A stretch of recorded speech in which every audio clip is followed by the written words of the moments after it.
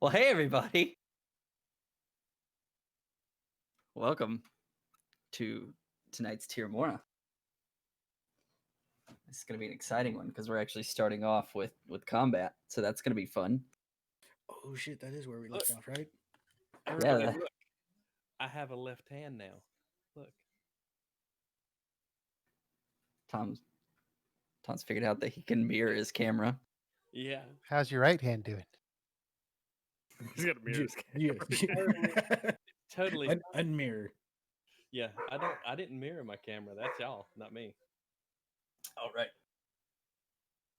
JD decided to be nice and give me a left hand for the night. It's awesome. With all the other things that I've accomplished today, getting ready for this game tonight, I decided I would be benevolent and just give Tom a left hand. Oh man. So I'm ready to get started. This is going to be a fun one. But make sure I'm actually going to start off with, we had a load of fun with the Goblin game too. So like that was tons of fun. I don't have that up on the calendar yet, but that's something that's coming because she's got to tell me when, and then I'll throw that out. So look out for that. Remember, www.puffinsofdoom.com. You can find our schedule calendar. And I do my best to keep it up to date. But I'm sorry, we'll jump right in because we're starting a little bit later than we intended to. So, Yeah, some people. Sorry.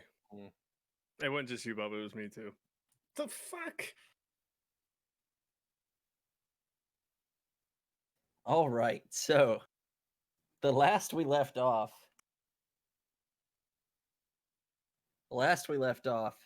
Dee Dee had approached. Dee Dee had approached the lizard folk that you saw as you were tailing. Well, not tailing per se. As you were going through the swamp, you happened to spot through your owl's eyes, Carrick, that there was what appears to be a patrol that is it looks like a lizard folk, and it looks like a large sort of like a Bane, like roided out version of a lizard folk walking with them. And there was a conversation between Krillock and Dee Dee in regards to how to handle this situation, as well as some discussion on the side as to whether it was a situation that needed to be handled or avoided.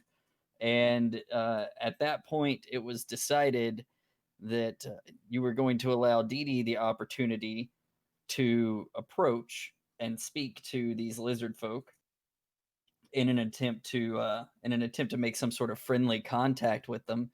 And as he did, the one that had shamanistic garb on, he had bones sort of hanging from his loincloth, and had some face paint on his scaled face. And he turned and he smiled and he said, essentially, that dinner had served itself. As soon as he says that, I'm going to cast Mage Armor, by the way. Okay. Wait, can you understand that? I'll be casting it with wards and seals. Oh, no, no. I can't understand them. No, you're right. Okay, yeah. So no, yeah, that's fair. Yeah, because they are speaking in a language that's a thing, obviously, because there's languages involved, and I have to pull up the sheets because I had them open last time and then close them. It was in Draconic, actually. Yeah, so Draconic. Yeah, and I do not speak Draconic. Okay. A wizard. There's a wizard that doesn't speak Draconic. Yep. No. Does he?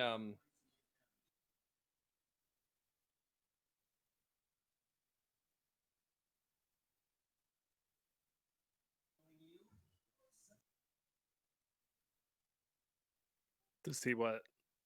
Yeah, we're still waiting. And then I was sorry. I was asking is if there's any body language that he's attacking, I would. But right, I'm just standing right. I'm just standing. No, he's got a smug look on his face, but from that far away, a wet bird just flew into my leg. I'm sorry. Please excuse me.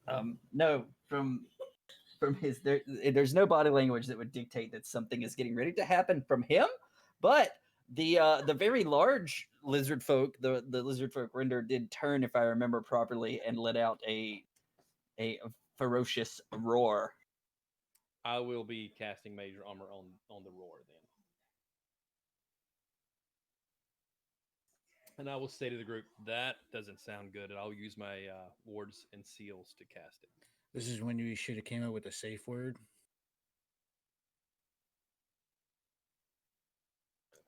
No, DD, don't stop. So we're gonna jump right into initiative. Okay, negotiations are over. Well, you can still obviously attempt to negotiate, but it doesn't seem like they are not going to be actively pursuing a negotiation at this point.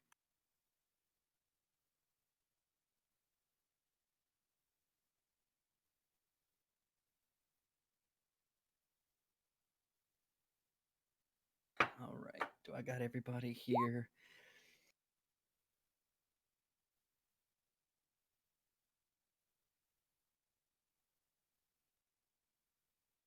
Oh boy, guys. All right, so Dee Dee, you do have our top point for initiative, so we'll start with your turn. Okay, so was that a yes or no? You were there. I'm just gonna stare for body language or a grunt. All right, when it comes time for its turn, I'll address that. But I think I'm gonna hightail it. Yeah, I'm gonna run.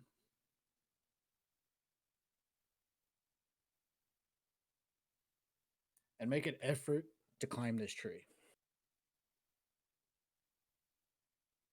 Are we in plain sight? Can we have a stealth roll where we're standing, or are we in plain sight? I would say, given the fact that Dee Dee just ran toward that tree between you and them, they're probably looking in that direction.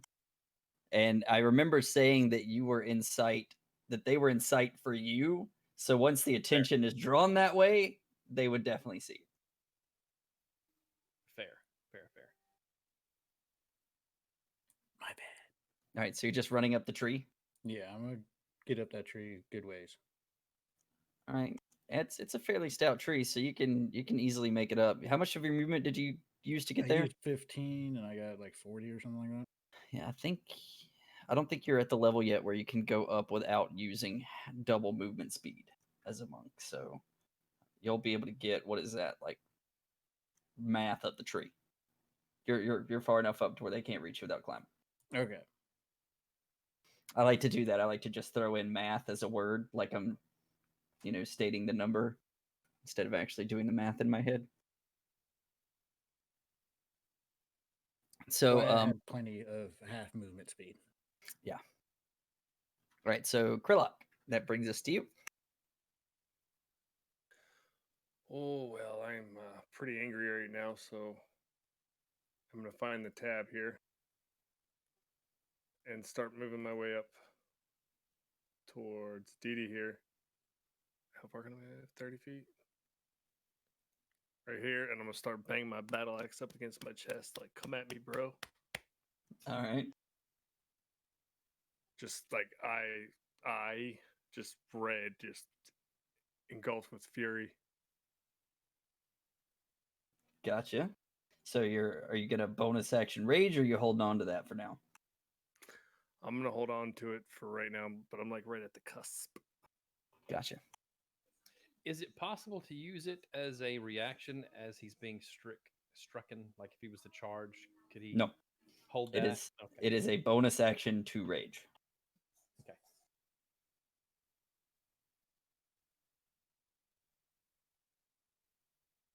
That's all I'm gonna do for now. Okay.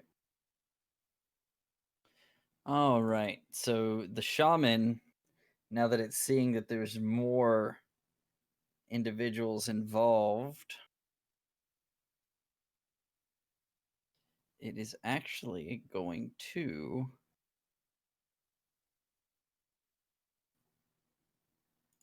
take some time to move itself to a more comfortable position of its own. It's going to get to about here, and then it is going to... I wish that these sheets gave me a better way to do this. So I'm going to produce flame. He's going to produce flame and throw it at you, Krillock. I just rolled a lot of dice on that thing there. An 11 is not going to hit, I'm assuming. No. Okay. And then he's going to duck himself sort of behind this tree and attempt to take some cover. Can you roll a dice to see if it catches Dee Dee's tree on fire?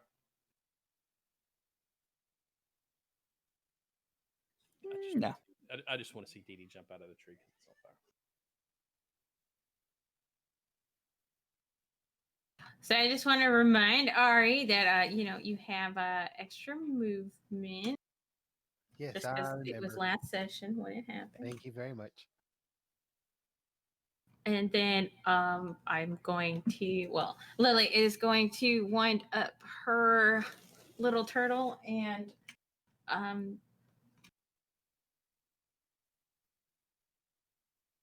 move first, apparently.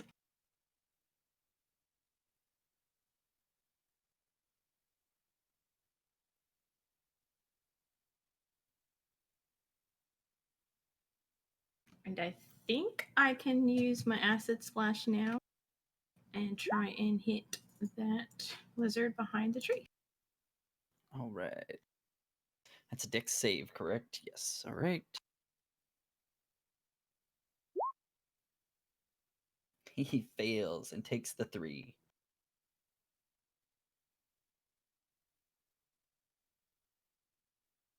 And that will end my turn.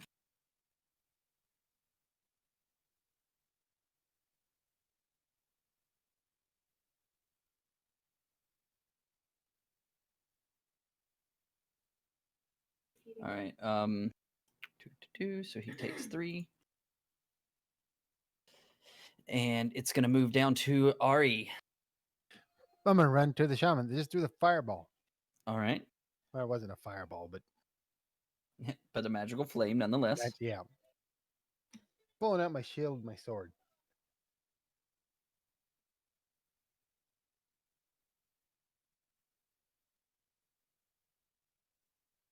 Guess I'm going right there.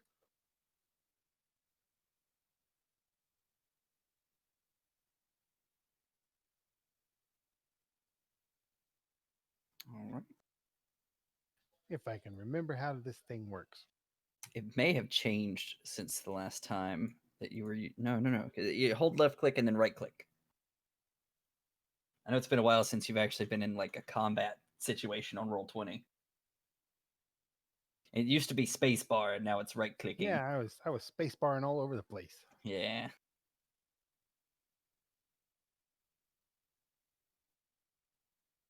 There, that's what I'm gonna do. I'm just gonna hold the defensive action if somebody gets close to me on my second part. Okay. And then I'm done.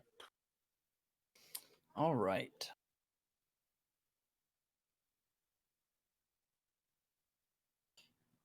So the render itself charges in a rage, but you'll notice that it doesn't seem to be moving with its bulkiness. It seems to be moving about the same despite the fact of its large size. So it will make it about there.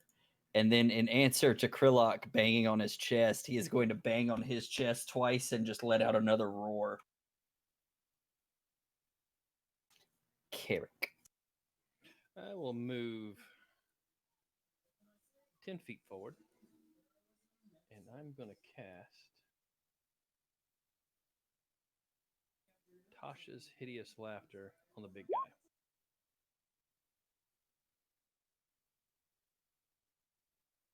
Okay. That will be a spell DC save of 13. Man, I was so excited for a second there because its intelligence is pretty damn close to 4.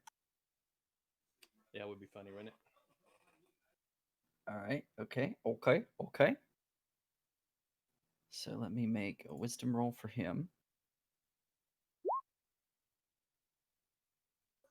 Damn it. And he succeeds.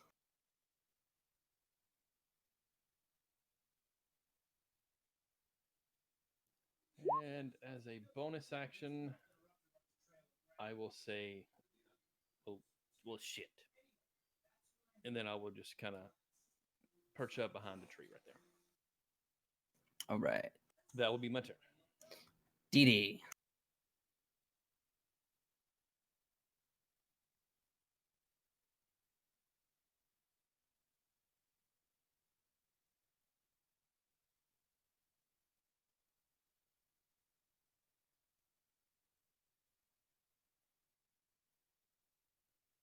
I see you thinking there. Yeah. I'm gonna yell at Kurlock, telling him, that they laughed at me about asking.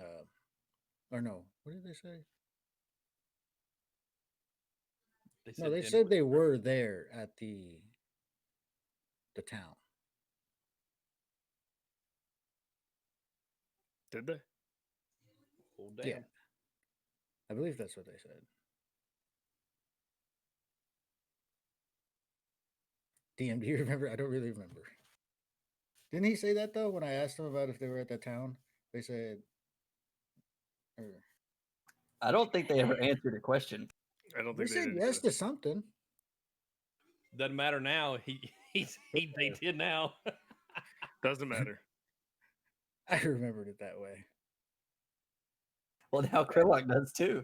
Yeah. So I'm gonna sit up here and hold my action till.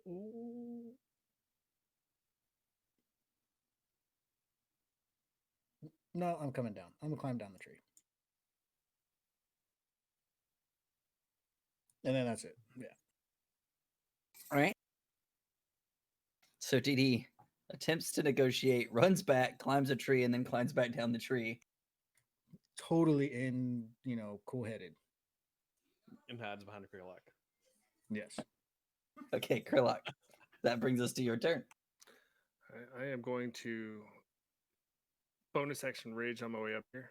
And as I'm raging, you're going to see two spectral versions of turtles appear. One being Krillok's father, one being his mother, just appear on both sides of him right here for his ancestral protectors. As we start going to town on the big guy here. So I'm going into a rage, using my ancestral protectors against the big guy here. And I'm coming at him hard and strong with the great axe. All right. I'd like to make an attempt as when he ran by, be like, I might have not been 100% sure. That definitely hits. So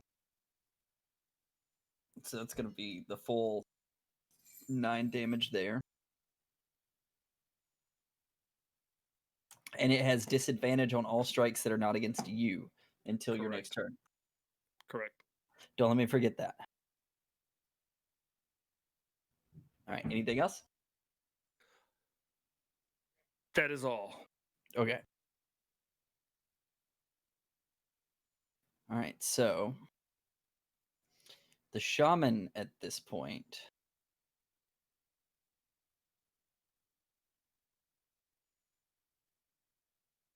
is going to. I'm hard debating stuff here. So he is going to make his way to here around the tree. So that should be 15 feet. And he is actually going to attempt to thorn whip Ari. So he's going to make some gestures, and one of the vines from the tree above is going to lash down at you, Ari, as the tree bends underneath his magical will. And he's going to attempt to hit you with a thorn whip. I really wish that this had more for. I should have looked at these sheets. I miss it when I made my own, but now that I've paid for these, I feel like I have to use them. You kind of do once you buy them. Yeah.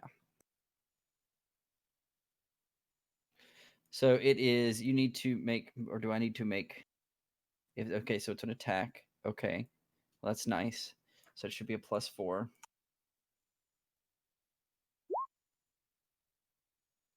I'm guessing that a 5 does not hit you.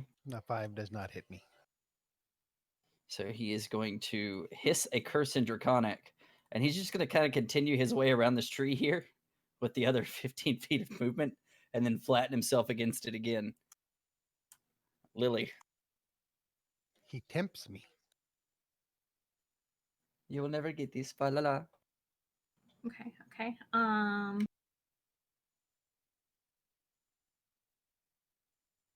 She's going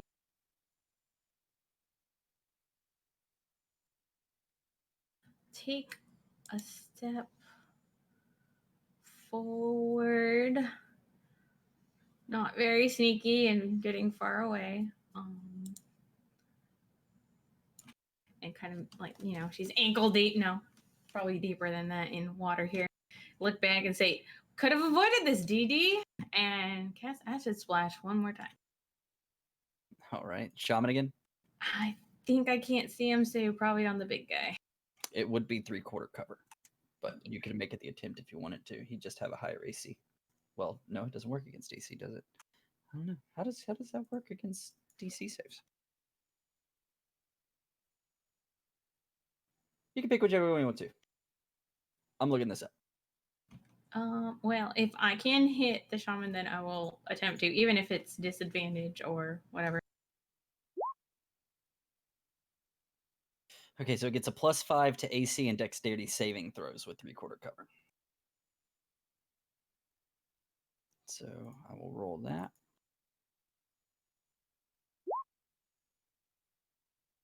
And then the +5 would be an 11, so that will hit. So that's 3 acid again. Yep. All right. As the acid splashes on him, you can see as he kind of like cranes his head around a little bit around the tree and like looks in your direction and gives a hiss. Well, it's like a bubble that like wafts over to him, and then he peeks around and it pops right in his face. Yeah. Gotcha. The old soap in the eye trick. Mm-hmm. And that's just gonna end my turn.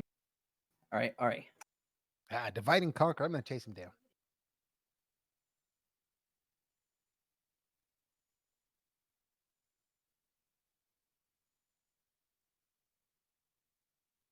Two there and attack. All right.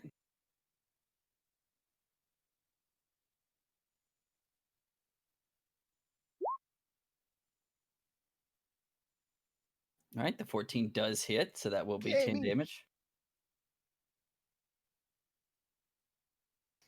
And knowing he probably don't understand me, I just glare at him.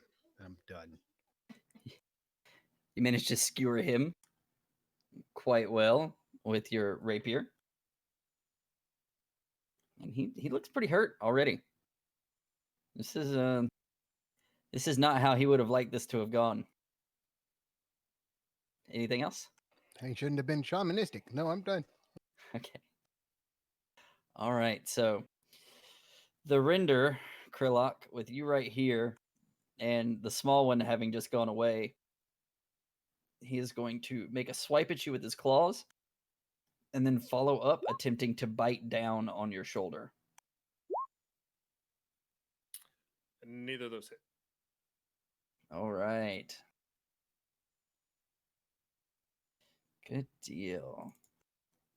All right. Well, he's going to let out another roar, this time in frustration. And Carrick, it is your turn.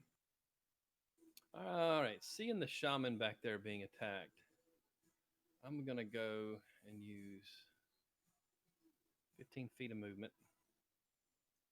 And I'm going to cast Magic Missile at 2nd level to the shaman. All right. Unerringly, the missiles fire out. They split on either side of the tree, and at the fraction of a second difference, they slam into the shaman. And he lets out a surprised yell. Anything else? I will hold my ground. Right there. All right. Dee. I don't know what I just did right there. Okay. I'm gonna run.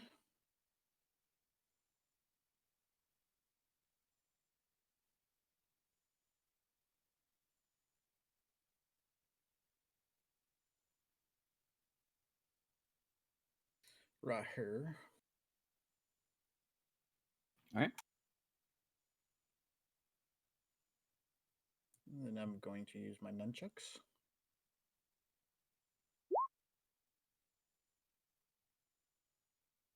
All right. That will hit the render.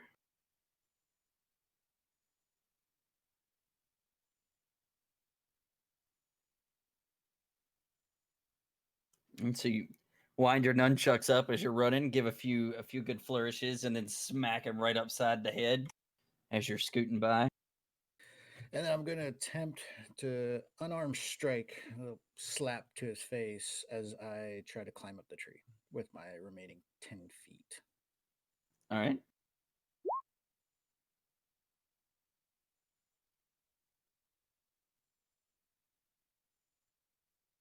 All right, that will hit. Before you move up. Oh, never mind. I remembered something before I even said something. Okay, cool. All right. Slippery. Indeed. Anything else? So that's it. I'll end my turn in the tree. All right, sounds good.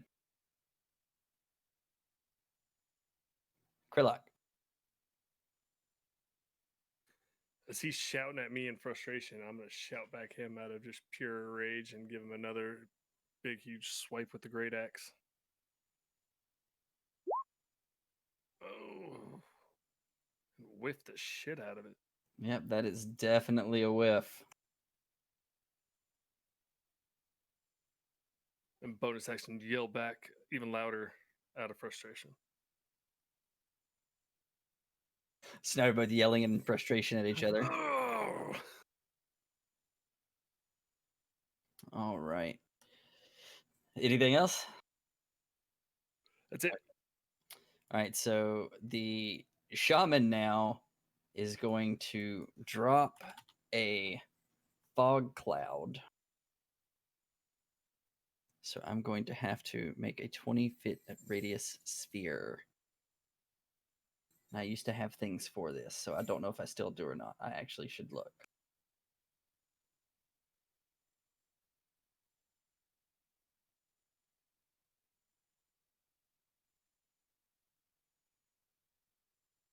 I used to have, what happened to my spell effect thingies? I had some cool overlay thingies for spell effects that I used in Amphilia.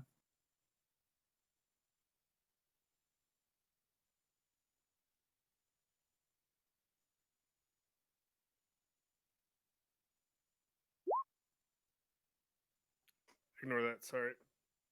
That would have been nice to get earlier, but whatever. Yeah, holy shit. Well, that sucks. That sucks bad. I don't know where my things are, guys. I'm sorry about that. Could you pop over the other one and grab them really quick? I guess it's not a really quick thing, is it? No, not exactly.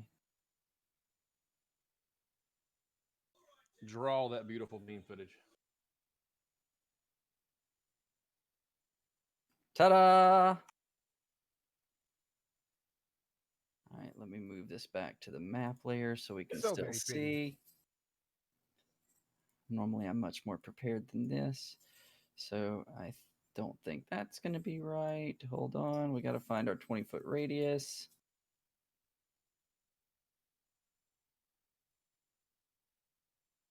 There we go. That's right. 5, 15, 20. There we go. Okay, so he's going to drop it right here. So that is going to obstruct your vision, Ari.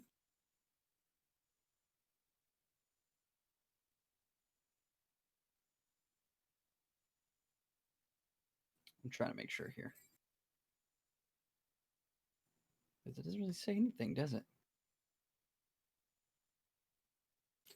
Well, it will obstruct your vision. It's heavily obscured. There we go. That's what I was looking for. All right. And he is going to disengage. And he's going to kind of slither his way back. So you kind of you get the sense that he's moved based off of your warrior's instinct, but you couldn't really get a good radar on where, so you didn't have the opportunity really to attack out into the fog. But I'm aware that I don't need to disengage to move then. You don't feel like he's immediately in your space now. And that will end his turn. So Lily, you see as this heavily obscuring fog is now center pointed right there where the combat was taking place. Oh boy, I can't see anything. Dee Dee, I hope you're not dead. Because we could have avoided this again. And she's just gonna like book it over to Carrick. Yelling at the wrong person. So, I am going to take even my bonus action just to get behind the tree near Carrick, and that will end my turn. All right. Ari. Just in case, I don't know, 100% I didn't know. I will disengage and retreat basically away from where he was to me until I'm out of this thing. Or, yeah. Okay. Probably a little bit more since once I get out.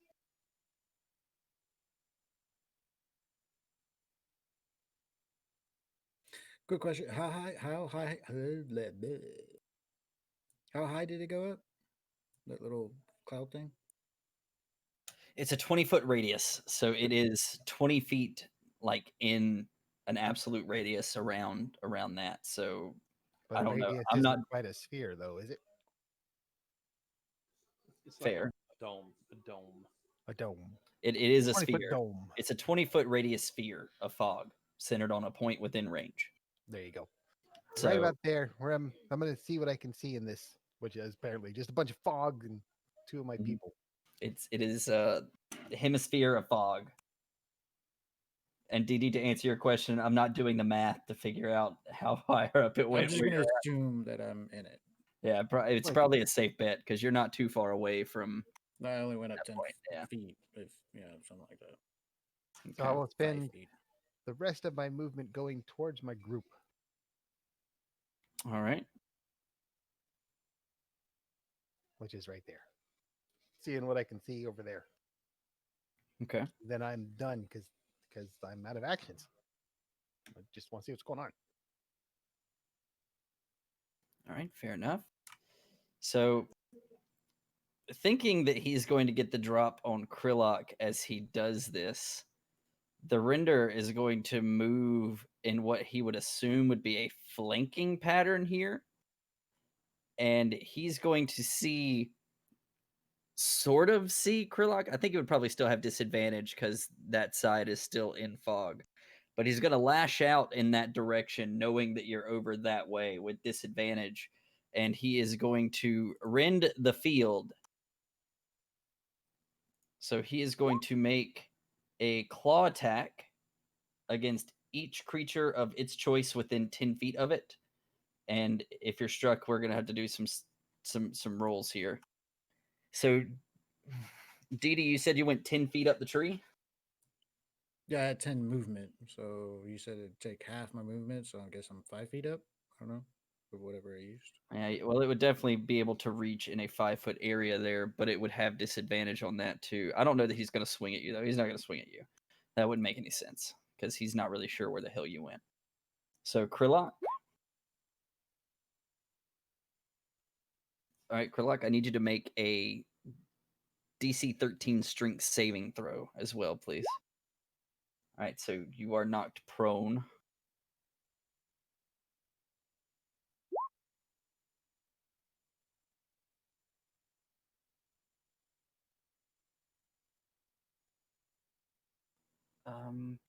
Wait a second. Wait a second. He had disadvantage on that attack against you. I said he was going to have disadvantage. Oh, yeah, yeah, yeah. So that 8 would not have hit. And I'm guessing the 14 probably doesn't hit you, Ari. Yeah, no, it does not. Okay. I'm doing like Leoric rolls tonight. DMing. This is unfortunate. This was going to be a fun one for me, and now it's all ruined. And all of a Carrot. sudden, there's a target in front of me, which is great. Yeah. All right, Carrick, it's your turn. Alrighty, seeing him step out, I will cast Firebolt on him as he steps out. All right. The fog's still swaying the way that it is, and him attacking so violently, it was difficult to get a hit there. It just kind of passes through.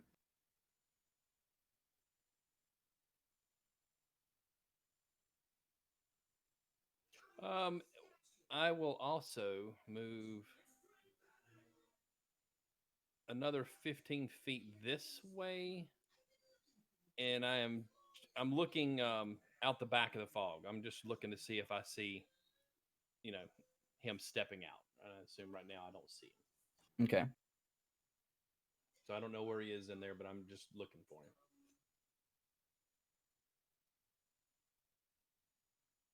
All right. Yeah, you're not able to see through that area.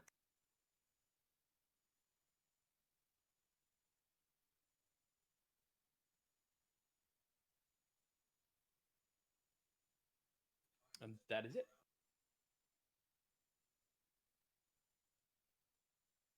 All right. Secret rolls.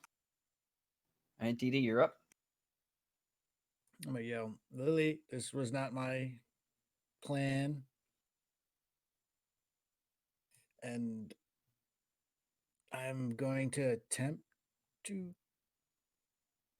climb down the way I climbed up, if I can see. All right, make an acrobatics check because you're doing this blind.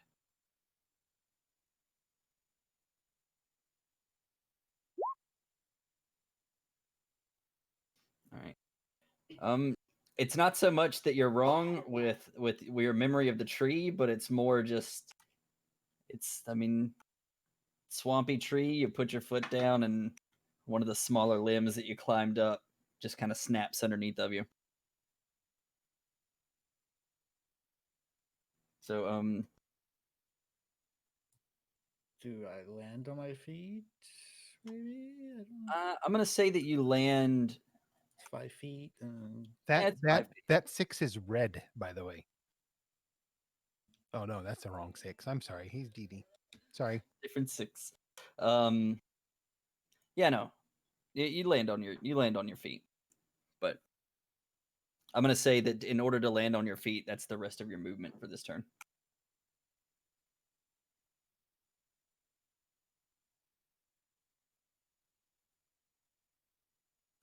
Okay, I guess I'll take that.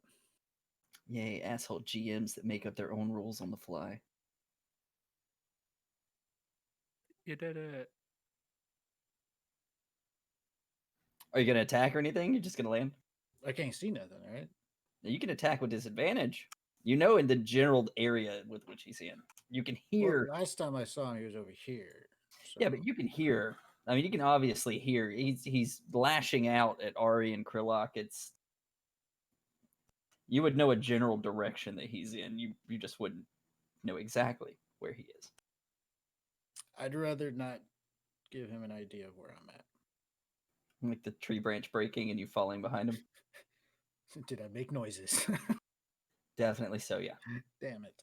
Now is it? Sorry, Okay, I'll swing. is Pathfinder or D5e the flanking advantage? Pathfinder. Ah, All right. The neither hit. Cool. just ignoring the red. But good call. At the moment, yes. I'm just ignoring the red. All right, Krillock. So I punched the tree. there's still a hefty fog like there's still a hefty amount of fog between you and him directly, but you knew where he is. It's just your 5 feet that you can reach there is still heavily obscured. Does that make sense? Yeah. Okay. So, knowing that he's in this general area and Ari's down here, I'm gonna run down here so I can get a better view of what's going on, and continue whacking at him with the great axe. And my spectral ancestors, my mother and father, are with me as well. Of course. That's a good hit. That rage should have doubled as well. That roll should have doubled as well. I don't know why it just said rolling 0 equals 0. So if you want to roll another rage die, you can. What's that? What a rage is what? I didn't do that. Oh wait, no. It's not a rolled die, is it? It's just a +2. That's why it No. does that. Okay, I'm sorry. Yeah, that's I'm it. Give me thinking a sneak second. attack. All right, that's it for me. All right, cool.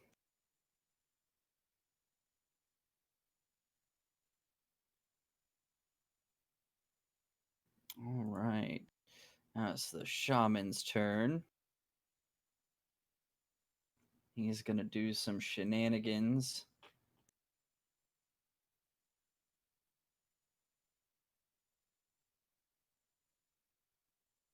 Make his way where he thinks he is safe.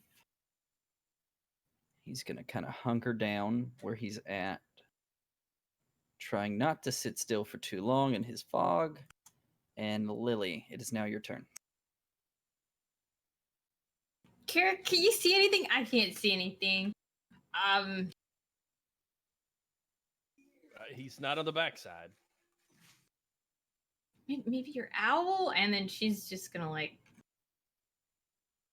move here and hold an action to see You if the can see him shaman from there. comes in line of sight. And that is Acid Splash being held at 60 feet. Okay.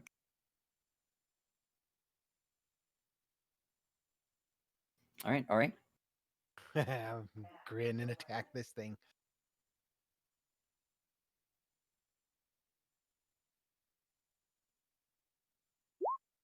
And section, I want to do a what's that? Action surge and attack him again. All right. Well, no, hold on, Okay, I'm holding. because damn it.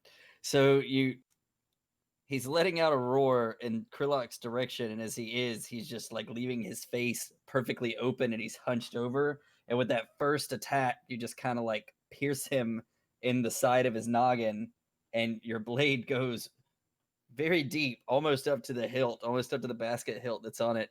And so, though you were preparing to attack again, you now realize as the whole weight of this thing slumps down to the ground with your rapier still in it, that it's not really necessary. Yeah, all right. I shall back up then. Okay. And not roll.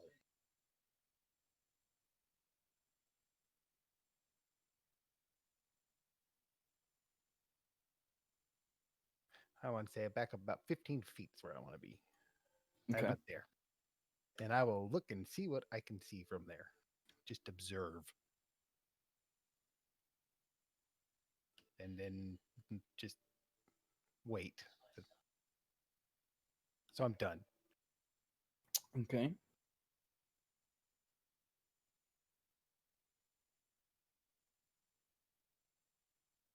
All right then. Carrick. All right. So I'm going to nod to Lily and kind of chuckle. And I'm going to open up my bag. I'm going to say, go get them, girl. And out comes my beautiful, beautiful owl.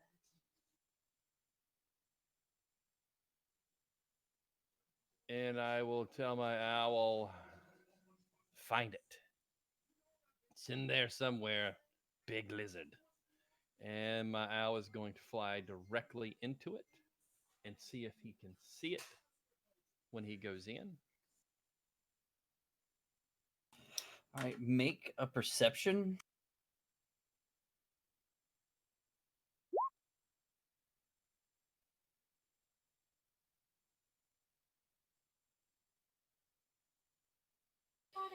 All right. So she flies in. Right? She. Yeah.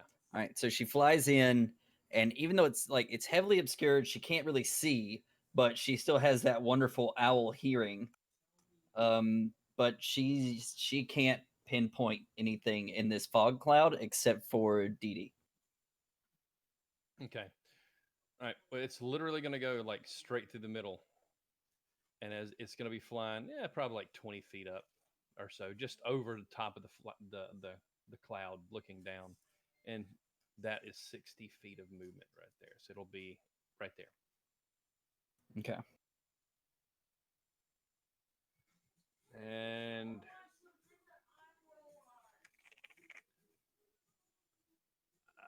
that'll be my. I'm gonna move towards 15 feet. Make it.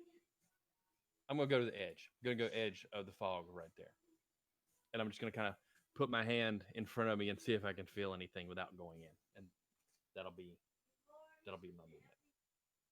Okay.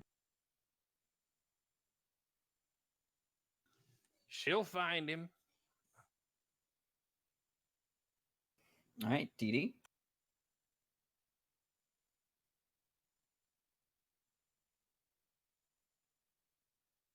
Okay, so I'm down on the ground, can't see anything.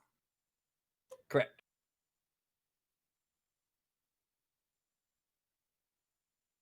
The last person I heard talk was Carrick. So I'm going to go that way.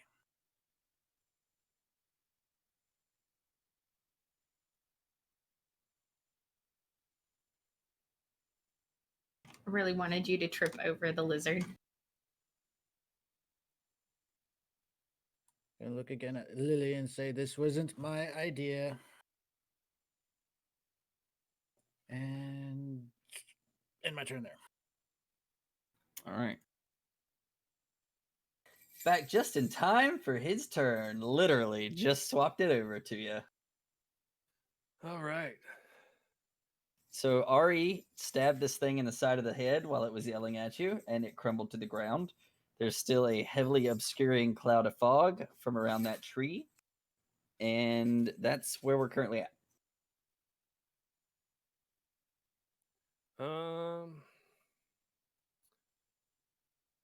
Since I don't know where this other guy's at, I'm gonna go over here and check on everybody. Is everybody good? Where'd the little one go? I'll look up at Krillock and I'll say he's in there somewhere. I have my owl looking for it. It's up there, and I'm gonna point like through the fog above it, and he's flying over the fog trying to find him. She'll find him.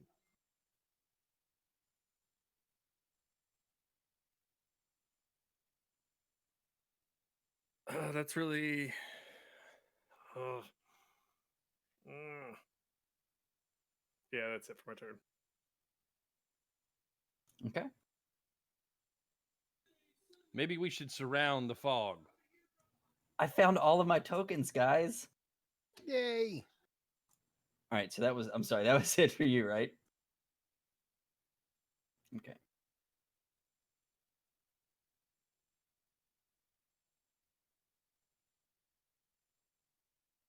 Find my stuff here because I need one of these.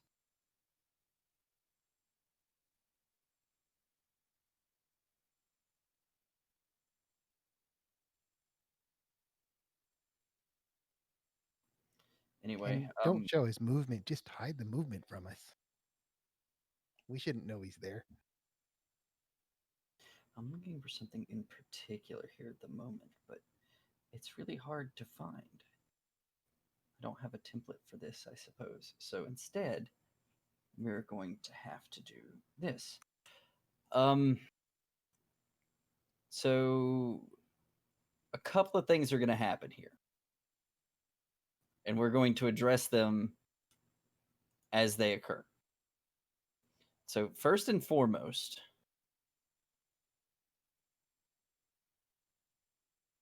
actually, hold on. First and foremost, I need to check on something that I just thought of with this, and I'm pretty sure that I'm correct. Yes, it is concentration. Okay. So, the fog cloud is going to begin dispersing rapidly, making it so that you can see as it begins to disperse. So he's going to become visible. Were there held actions? I had an acid splash. All right. I'm just going to point my finger and say, there he is. So he needs to do a dex. All right, so he's going to take 4. I just drew a thing, and I didn't mean to draw the thing. All right, so that happens first. The next thing that happens is entangling roots are going to pop up in this 20-foot square area here. So with the spell, I need 20-foot square, right? Yeah. Okay, 20 foot. Okay. So I need everyone that's in that square, which would be Krilok, Carrick, and DD. I need you to make strength saving throws. Advantage because he's raging? I think he lost his rage the last turn because he didn't attack I anything. did. All right, so all 3 of those are failures.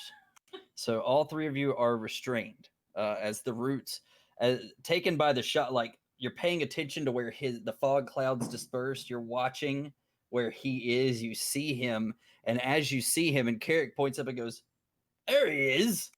Then you notice as these roots, you don't notice them until they have wrapped around your legs. So the 3 of you are restrained by the entangling plants.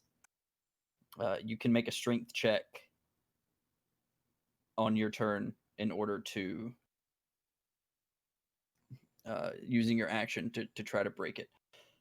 But as he finishes the spell and casts it, you notice as his snout starts to elongate and he starts kind of stooping down closer to the ground. And where there was the lizard folk, now there is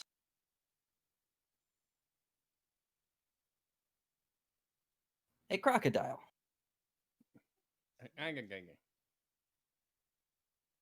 And it slinks off into the water. It sort of submerges into the water, and you can see as it begins making its way toward the edge of the map. Because I didn't think it was going to get to this point. So the map's only so big. So, all right, you are not restrained, and you are currently in a position. Thank you for skipping my turn, DM. What? Yeah, I go after Lily. Poop. Hold on. I'll fix it. Lily, it is your turn. Players thinking that they're entitled to turns. Yeah, I can't catch it, but so it is off the map. It is not there. No, it's almost off the map. Okay, so it didn't move all the way. Well, it moved. At this point, it has moved to the extent of its capability of moving. It is in the water, though. So it is being that it's almost fully submerged in water as it's swimming away. It is like providing itself cover through the swamp water. So you know the direction it's traveling. I don't know if you'd be able to see a crocodile snout from here, but I mean, you got an idea. Okay, so You got something? So you might see like his little bulbous eyes poking. she's out. gonna run up as far as she can, and then she is going to attempt to wind up her frog and cast Ray of Sickness. Ray of Sickness. Are you down with the sickness?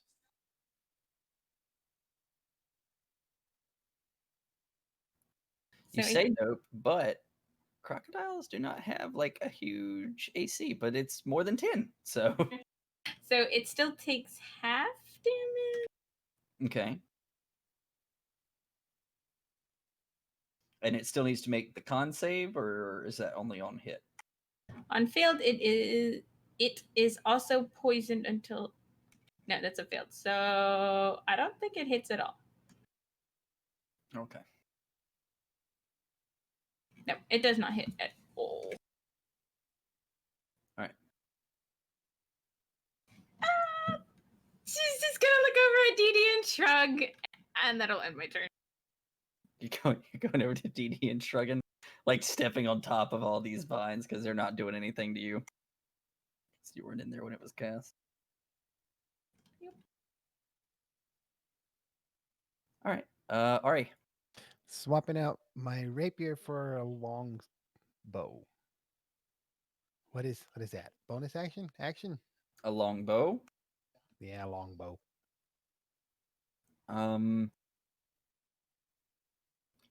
You can use it if you can swap weapons with a free action. I'm pretty sure while you're moving. So if you move 10 feet within that 10 feet of movement, you can sheathe your rapier and pull out a longbow, I believe. Otherwise, I believe it's an action. And I could be butchering that entirely. We need a Well, rules only lawyer in 45 this group. feet, isn't it? I can't. A longbow's longer than that, isn't it? It is, but being that you are a halfling, so you're small, right? You're considered a small I am creature. a small. Yep. So that means that firing a longbow, considering it's a two-handed weapon, would impose disadvantage. Yeah, it's also too close, I think. So I didn't measure that. So instead of the longbow, I want to bring out the what's the other thing I have? I forget what it was. The crossbow, the light crossbow. That'll do. And how can I see this guy? You can't. It has not made an attempt yet to be stealthy, but it does have some cover. But I can run my full range and get up on him. Then again, You can. let me do that then. Okay.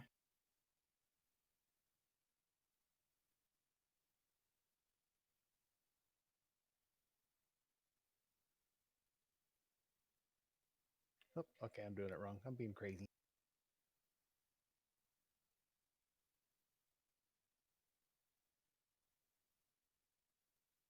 To there. Wow, that's really close. Is that all right? Not in melee, so you're good. Yeah, not in melee. So light crossbow attack.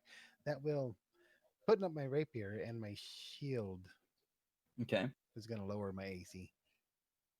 Just so you know. Mm-hmm.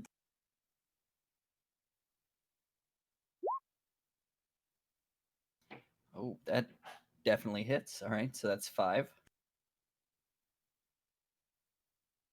That is everything. Sorry. You're fine. I'm done. Okay. All right. Alrighty. Seeing that he is trying to get away, I am going to cast right here. That is 60 feet web. All right. In an attempt to web him down, he'll have to make I think it's a dexterity saving throw. It is a dex. I don't know why I was thinking it was going to be strength. Entangle is strength. So each creature that starts its turn in the webs or that enters them during the turn make a dex saving throw. But it started there, obviously, because with the cast. So it needs to make a dex saving throw. On a failed save, it's restrained. All right. It's a strength check to break the restraint. Okay, cool. Yep. All right, so let's do a crocodile strength check here. First has to make a dex to see if it. All right, crocodile dex save. Actually, it makes it at the start of its turn. So at the start of its turn, it's going to be restrained. It'll have to use an action to break free. Okay. Yeah. Is that right? Yeah.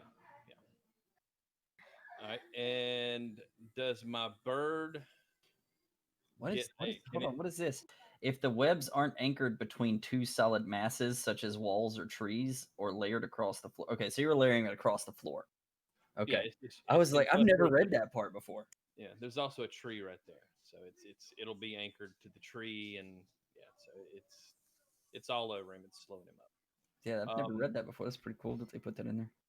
Yep. The next question is going to be: can my bird get a swipe at him with a flyby? Because I did tell it to get him. So the bird, it's up to you. I can't remember if the bird gets its own attack or not. The bird will move based off of your commands, so it will continue to follow. But I think that you have to use your action. It's like a ranger, like a ranger's beast. You have to like use your action or bonus action, whatever it is, to make it attack. All right. So then it is going to fly. Just going to kind of fly and hover over top of it. I will use a bonus action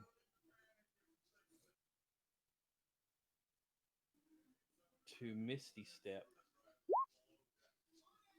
out of the restraints that I'm in 30 feet.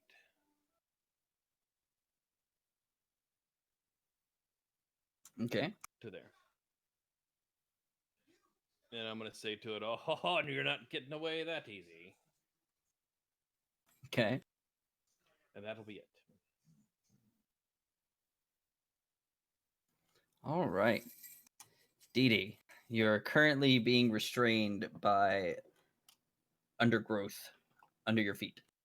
I will attempt to break free.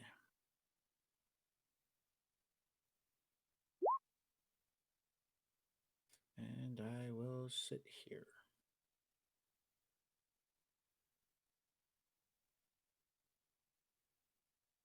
Yep. Unfortunately, that is not quite enough to pull yourself free. Cool. A monk's bane. Would I you just had to be curious to see if I was going to get out. Sorry. Wow. would you like to? Oh, I thought that was. Did you want to do anything else with your turn? Well, I- aside just from breaking free, that's your action, but you do still have a no movement, but you have a bonus action. We can still talk. That's it. That's all I got. All right. Okay, so it started its turn with that 8. So it is currently restrained.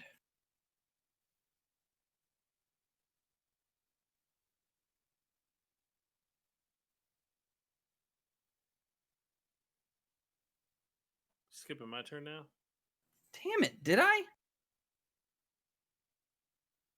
I swear I only hit that button once. Krillock, it's on You you. got rid of the gator. PC moves matter, man. Come on. I will try to break free. I want to break free. You succeed. You manage to pull yourself free from the restraints.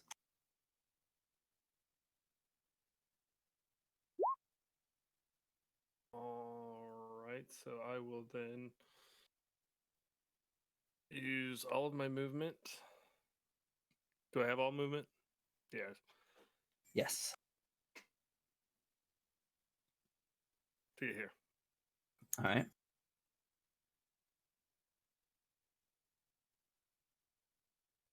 That is all.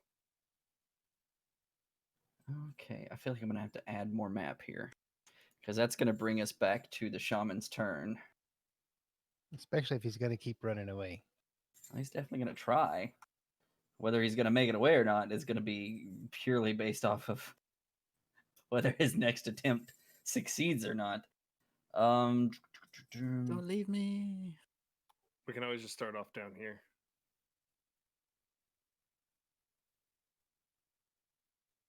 Like in the Tom and Jerry cartoons where they run past the same door like 20 times. Well, I'm pointing out that I do carry a longbow, and while I'm at disadvantage, I do have a range of 600 yards.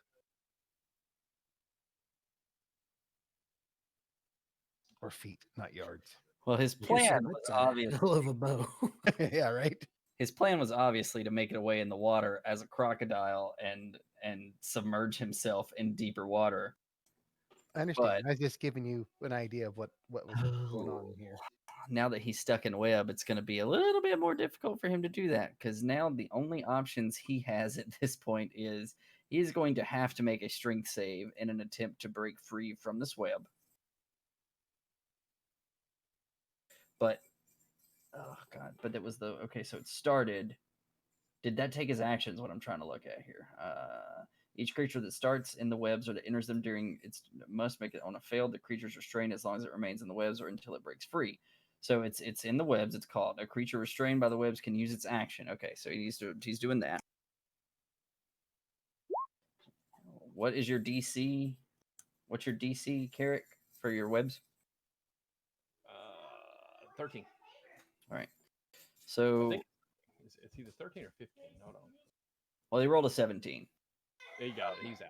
So that was his action. So he's going to use the rest of his movement. So what we're going to do is we're going to take Krillok's advice here. And we're just going to move everything down to where I think everybody was. Shit, I should not have done that. Lily, where were you? Were you like right here-ish? I was next to the dead body. Yeah, but I don't know where the dead body was in comparison to DD anymore. Under him. It was under him. Under him? Yeah, I'm off the map. Well, not off the map.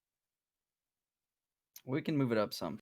I want to get a recapture on this here, because it's I want to make sure that everybody's good and in the right spot, and I don't want to hear anything about it later. I mean, I can be off the map right now. It's fine. All right, so Ari. Okay, so Ari is 10 feet away from it. Carrick is 25 directly to the left. Ari is 10 feet from the bottom left. Okay. Krillok, where were you at? On one square. Complicated. Is Sorry, one square I 10 was feet or 5? right here, somewhere. Wait, no, well, yeah, somewhere in that area. I just went 30 feet from where DD was. Okay. You could have highlighted all the tokens and just moved us at once. It wouldn't have moved everything properly, though. I guess it would have, wouldn't it? I have a feeling you're going to have to do it again before we kill this bitch. Hey, look at that. It did do it. Sometimes think stuff we- like that doesn't make it snap. But it does snap. Sweet. Okay. We're good. That was a smart idea. You're a smart guy. Good old Dom. All right, so it breaks free from the web, and it is going to continue with its movement to try and make its way up this river. I'm going to say that if we move it backwards again, and then he makes it to the edge of the map, he's made it to deep water and he's submerging. So we're gonna do this on a turn crunch at this point. He gets probably one more move unless he gets restrained. Wait, he only moves 30 feet? He's a crocodile. He's swimming in That's- water at 30 feet. I move 35. Then catch his ass. I'm going to catch his ass. I'm switching weapons. Well, he would have dashed if he hadn't had to use his action to break somebody's webs. I don't know where my token is, but I would move. You can't see it? You're on the bottom. I'm off the map. No. It's accurate now. It's accurate now. Now I put everything back where it was and then drug everybody down, so it's accurate.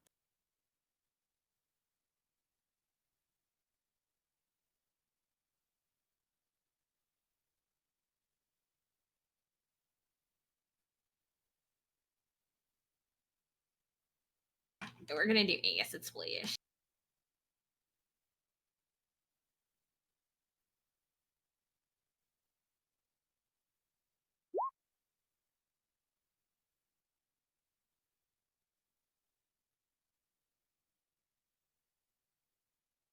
I lost my crocodile button here. Okay, Dex.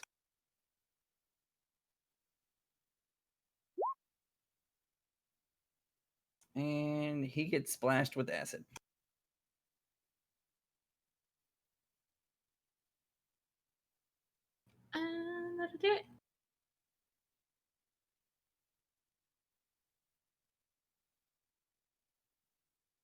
All right. So Ari, Where is this web? It's a 5 foot tall, apparently 20-foot square web. I wish to avoid it and All chase right. after him. Hold on one moment. Let me just move 20-foot square. He was right here. No, he was down one. The bottom corner was down one. Right. Okay, there. Yeah, that's close enough. He would be in that area. Well, I know that Carrick said something about a tree. So there's a tree in it now. Well, the trees have kind of moved. Semantics. I get it. I'll make a bigger map next time. I will plan for escape and pursuit from now on. I'm sorry. I wasn't being mean. I know you weren't being mean. I was just trying to avoid that. I understand. So that's that. Yeah, that's that. Yeah, see, going around that makes it a 50-foot run.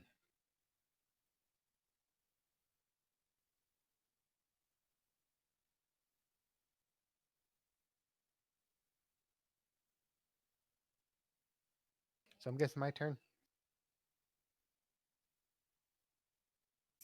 Your turn. All What? right, I'm gonna move. I'm gonna run. All right.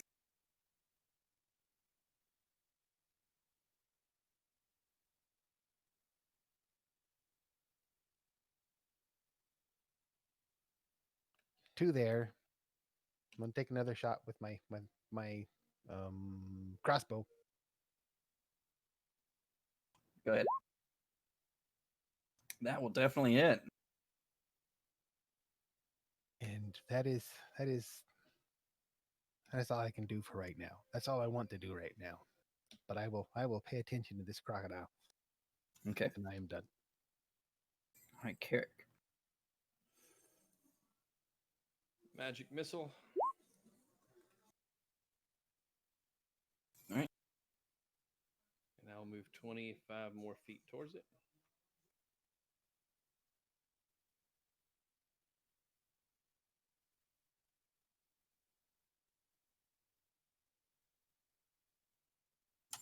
All right. So with the force of the magic missile,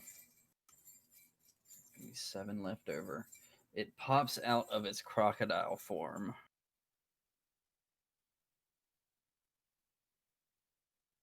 And I have to go to the GM layer if it would let me.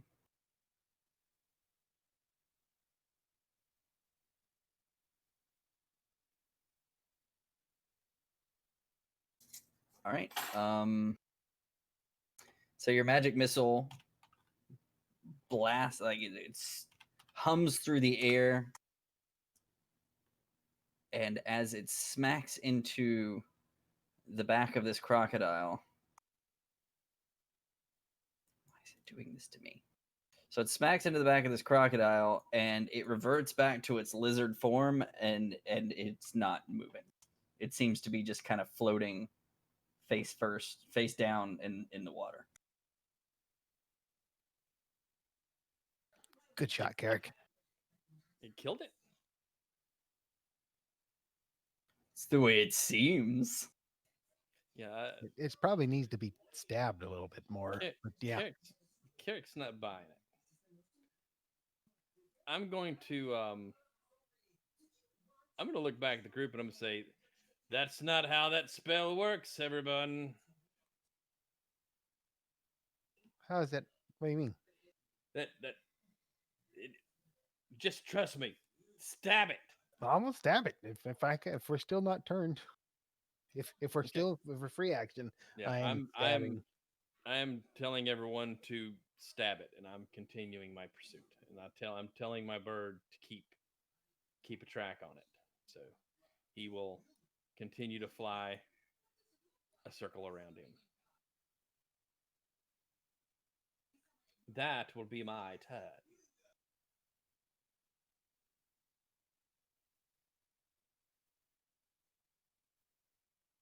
All right. Dee, you're Wait, still. I get 30 feet Oh, of movement. actually, Dee, as he's yelling this back at you, you notice that the entangling roots that have been wrapped around your leg have wilted very quickly and have released you. I'm free. I'm gonna yell that.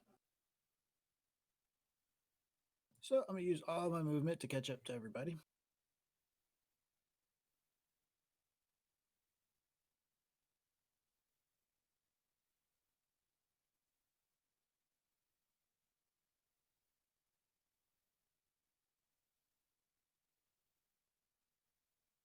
And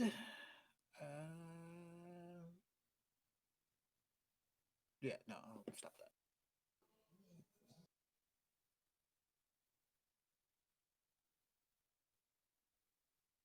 All right. That's it. No,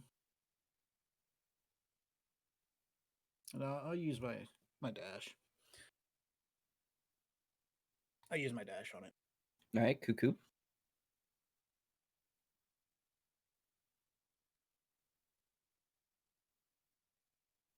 And then I'll end my turn there. Okay. Well, as you approach, you don't really have, as you're getting there, it would be the end of your turn, so you don't really have the opportunity to investigate the body at this point. But from what you can see, it just seems to be floating lifeless face down in the murky water of the swamp here. Looks dead. And as you say that, green flames are... No, I'm just kidding. Lily, it's your turn.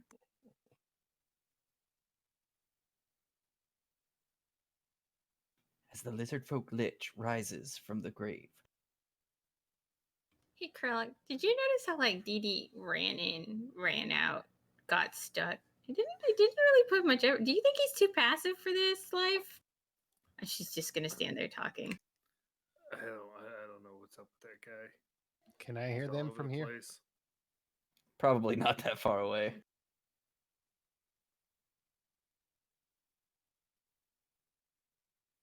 So is that last one dead, or do I need to go up there and like lop its head off? All right. There we're gonna move from the over to Ari. I am going to approach it, switching out my light crossbow for my shield and my rapier. Mhm.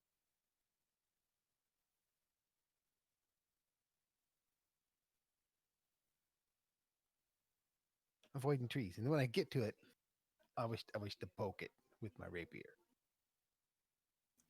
So like a gentle prod or like a... No, very viciously through the head, Okay. aimed shot. All right, so your rapier obviously penetrates into its skull and it bobs lifelessly in the water as you prod into it, and removing your rapier with the viscous and gore that's now on it, you can safely confirm that this lizard folk is indeed deceased. I do believe this lizard folk is deceased. Everyone. Again, good shot, Carrick.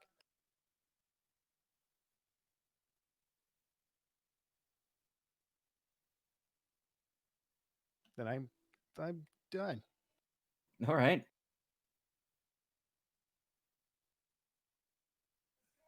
Carrick's gonna like walk over, but like scratching his head and kind of kick it and go, "It's not the stories I've heard of that spell." Maybe we should skin it. See what happens. No, I'm pretty sure that you'll stab through the head killed it. And I'll roll it over and just kind of take a look and do an investigation on it. Is there anything it's got on it of any interest? Chop his head off. I don't have weaponry that has blades. Yeah, Kurluk may want to be the one to do that.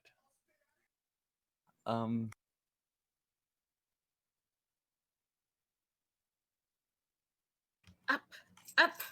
Need to make a note. Buy a knife. So Guess we should start moving over there with everybody else. make an investigation roll on its person. Okay.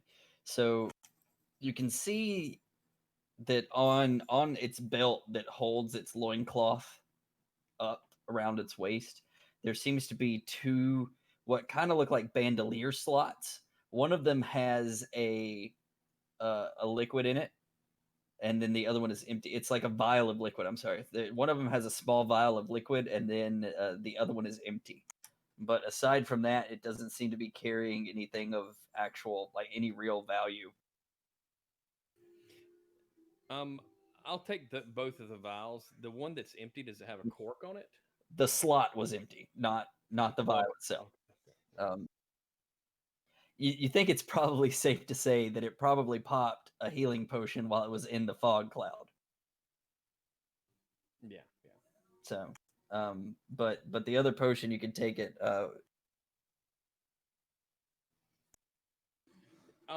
just take the potion off and say you won't be needing that anymore, and I'll walk back over to well, I guess that's Krillock right there. I'll turn to Krillock and say, do you wish its skin or head or anything like that?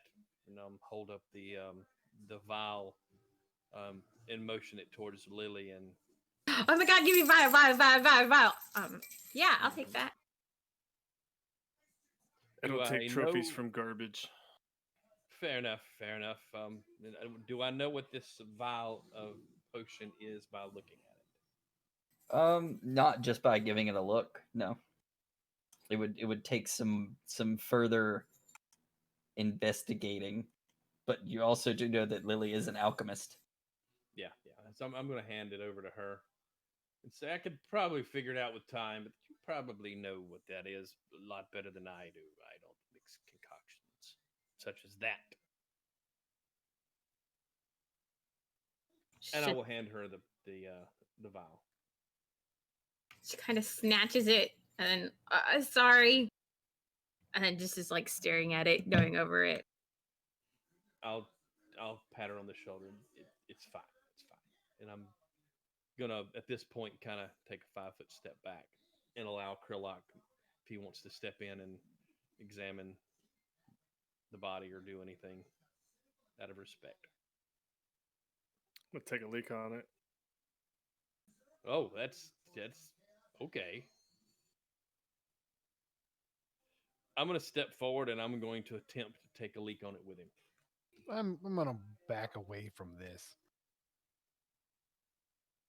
I think we're gonna need some dexterity saves to make sure that you don't cross the streams. No, Streams crossed. streams crossed. So Lily, if you'd like, you can do an alchemical kit check on that vial with advantage in order to try and determine what the potion is. Or Yeah, probably.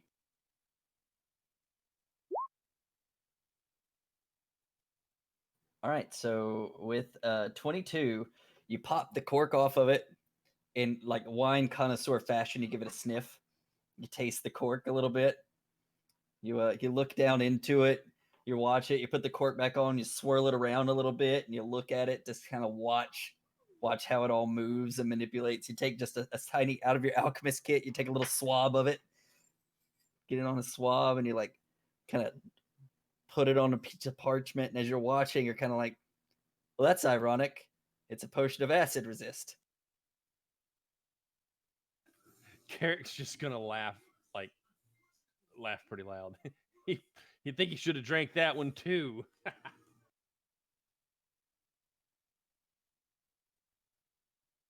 I guess it wasn't really doing much, but every little poke, I guess, does something. On an out of character note, if he had resisted the acid damage, that last attack would not have killed him. He would have just dropped form. Group effort.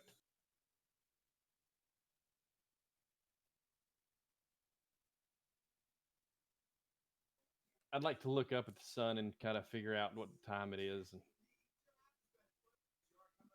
But is it late in the day at this point? That's a great question. This is your first day traveling with Ari. It started off, you took a noon break. There was the shambling mound. So at this point, it's actually probably starting to get about time to find a campsite. Okay. I will. I'm going to look at Krillock and I'm going to say, I'm a little spent, big fella. I could probably use a rest. I don't have a lot left in me. There's not much room to keep much in you. I get you.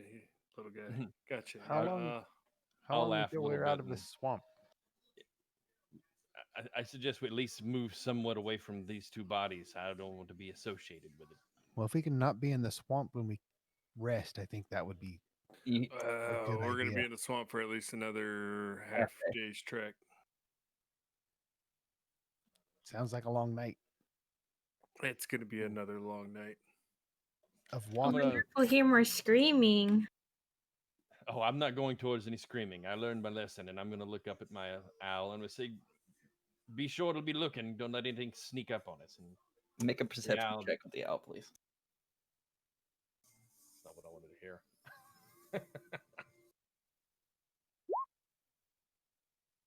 Okay. All right.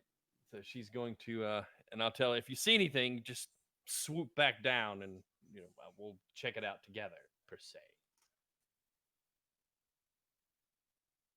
Then I'll have it basically doing like a swirl of 30 feet out, 90 feet out, 120 out, 150 out, and then it'll repeat it. Your bird doesn't like hoot or nothing. Like it can't hoot. Yeah, it'll hoot.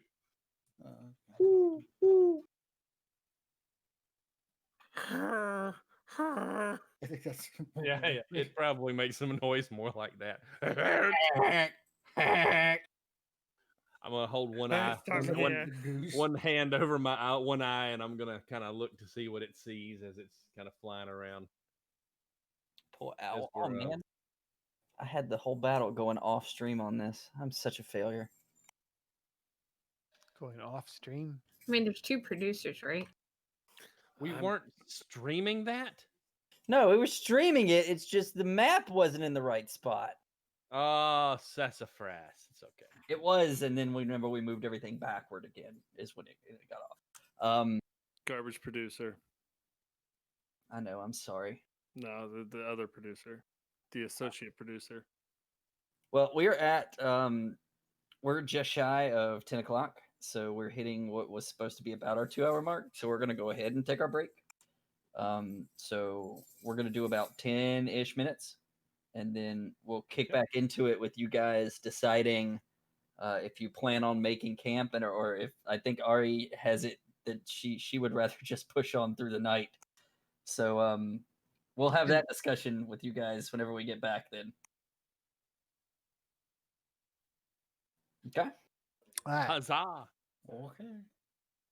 All right.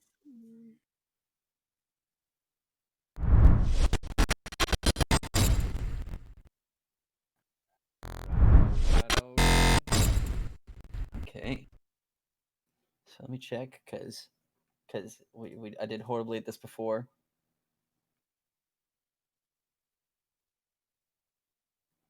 Get some semblance of a decent view to look at here on our lovely overhead world map of Tiermora. And if we had a giveaway, this would be the point where I would announce who was going to get it, but we don't. So let's just go on then and not dwell on the fact that we don't make money doing this. We make friends. I like friends. It's my So favorite. anyway, now. we finished here. The lizard folk has been confirmed dead at this point, and it is fair to say that you all are out of immediate danger. The owl is not seeing anything that's flying around overhead, and you were discussing whether or where you wanted to make camp for the night, or if you were going to make camp for the night. I believe was where we were leaving off at.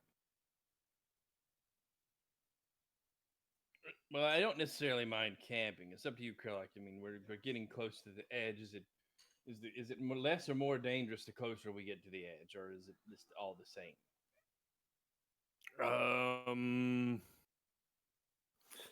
I would have to consult with the higher ups.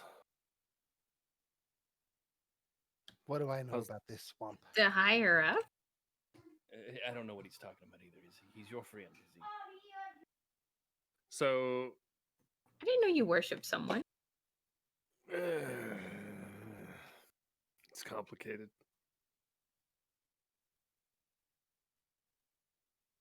The swamp itself is I mean it's I would say it's equally dangerous all the way through, but that wouldn't be true. It has its hot spots of activity, but honestly, you have been surprised at this point because your typical route that you would take, now, mind you, it's never exactly the same as you come through here, but the typical route that you normally take, you've never had any sort of real issue that you haven't been able to handle on your own. And now at this point, you've run into like a Kappa, some Grindilo, which you're somewhat familiar with, but have never actually seen. You've run into lizard folk that is a lot farther north than you typically expect. Um, and so it's not exactly a typical trip in the swamp. If this were any other day, I'd say, yeah, let's push on. But with the way things have been going, I really think we should probably stop. We'll get there probably by noonish tomorrow. No, good. That's fine and to me. But still, and I'm going to point back at the bodies. I'd like to get away from that. Hey, we can definitely push on a little bit and try and find a better camp area. Yeah. Yes. Good. Maybe at least an hour away or something. I don't know. I really don't want to like travel at night in the swamp because quite a few of us can't see that well. I don't want to fall in the water again. Wasn't fun. I don't want to watch Dee Dee try and boil water again either. All right. Camping sounds good. We got less than half a day's travel left. All right. Well, as we're going along, I'm gonna let the group know if you wish to have some meat and some dinner tonight, be looking for something. I will be looking for something. We just left a lot of meat back there. Do we want to eat lizard people? Really? You never had gator tail? Tastes the same. He's not a gator It anymore. wasn't a gator. Tastes the same, I promise. If you're a reptile and they're reptiles, is that like cannibalism?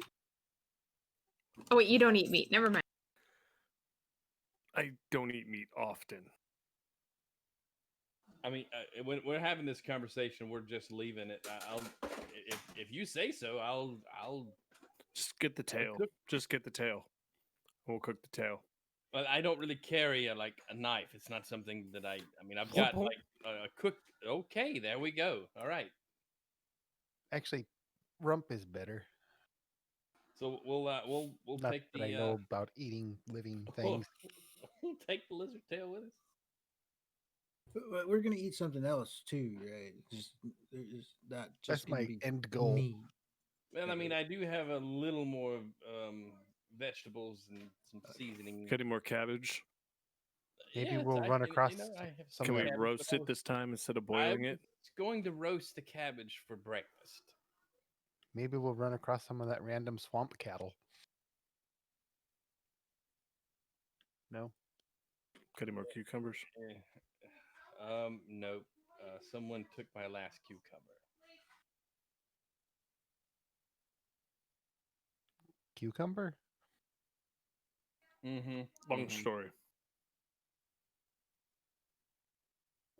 So when we get to camp, I will start to make camp. And Lily, do you think that Dee Dee seems a little off what I would expect his game? I mean, Well, maybe seems like he's not used to doing manual labor. Not that he's not good at it. It just feels like he's never done real work. As you guys are having this conversation, you're gonna see me trying to awkwardly figure out how to help set up camp. I will allow it, and I will kind of I will give him steps on what to do as we're setting up camp. And I'll go ahead and start the fire, and I'll cut up the lizard tail, and I will use my spice weasel. And before I get started, would y'all like this to be like broiled over the fire or cooked into a stew? I'm thinking of like broil it over Broil. a fire. Yeah. So I will. I'm gonna. Rotisserie style. Yeah. If I So I'm going to cast Mage Hand and have it cranking a makeshift, Spit. broiler. Yes, and have it cooking over the fire, and it's doing its thing, and then I will occasionally turn over and I won't tell Dee Dee what I'm doing, but I'm gonna sit behind him and I'll wink at Lily when I'm doing it, and I'm gonna be casting prestidigitation, trying to clean him up without him knowing that it's happening. if I notice Dee Dee struggling with the setting up camp, I will help him. By the way, I'm gonna sit back and just laugh while I'm knitting. Okay, And so I'm gonna use the spice weasel on the roasted tail, and as I stand over it and get ready to turn it, all right, everyone, here we go. Bam! Ha ha! Perfect! Perfect! Ha ha! Ah. all right. For those that are eating of this lizard rump, did we not catch something else on the way? I didn't hear. I'm sorry. If you were looking for something else to catch and cook and like Yes, catch I it, was. please make a survival check. Were you one of the ones that have exhaustion? And don't lie to me because I will go back and find out. Me, I was not. Okay. I think I'm no me Two. and yeah. So it's Krillock. It's you three. God. Fuck. I What? had 2 points, but I lost one because of yoga. Your yoga helped you out. Yeah, I remember that. Damn it. Okay. Yeah, no, you can find something to. Survival is one of my things. I would say, okay, so are you hunting alone or with someone? Because the most common thing you're gonna find is like a gator. It might not be a big gator, but you're gonna find a gator. It wasn't at least sentient gator. Yeah, it wasn't a shape-shifted gator. You're not eating lizard tail at Yeah, this I'd point. prefer Lizard not to folk eat tail. It would lizard be tail. actual alligator, or I'm sorry, crocodile. Excuse me. So I uh, would prefer not to eat something that spoke a language at one time. so it would be relatively easy to find a crocodile out here in the swamp. I mean, they are not uncommon. The the real question though is, would you be hunting by yourself? If nobody is hunting with me, then yes, but I would prefer someone go. was. Okay. So between the two of you, it's super easy to dispatch one crocodile. So it's not a big deal. You managed to get your hands on an actual crocodile, not Well, if we've got an actual crocodile tail, I would cook the crocodile tail before I would cook the lizard tail. yeah, they would have found that on like before you started throwing stuff in the stew pot. Oh yeah, I'm sure. So it would be a crocodile tail. There's no stew pot. I'm actually just roasting. Okay. Yeah, Do it on a boiling that spit. over. Yeah, do it on a spit. The mage hand is cranking away at it. I'll keep that spell going, and so that it doesn't burn. And I'm cleaning Dee Dee without him even knowing it to hopefully help him to have a better night's sleep. So is Didi looking over there? Does he see that it's nothing but meat being prepared? Oh, you would see it, yeah. I mean, if you ask I me, mean, to no, cook but it, that's the only thing you're cooking.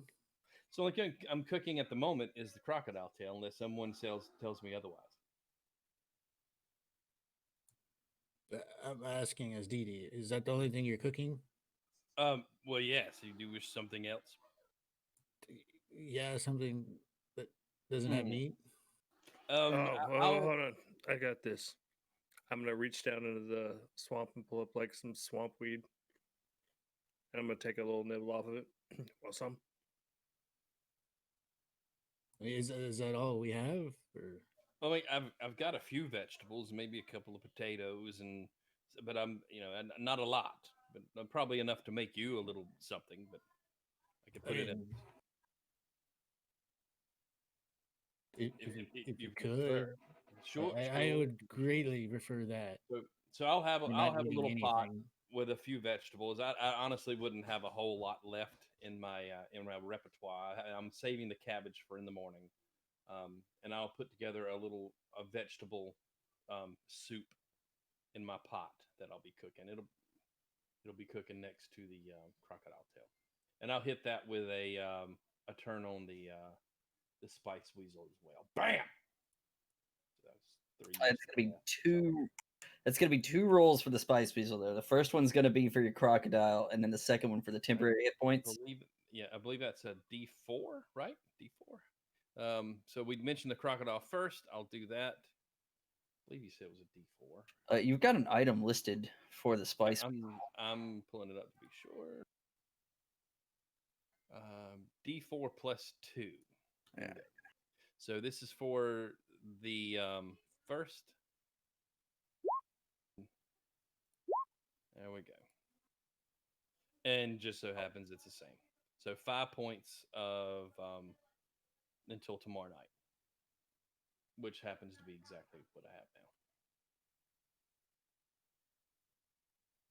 So if everybody's already working with 5 temporary hit points, then you can just leave it the same, and they'll register until the next night's rest. Or if you're below the 5, then add 5 on there.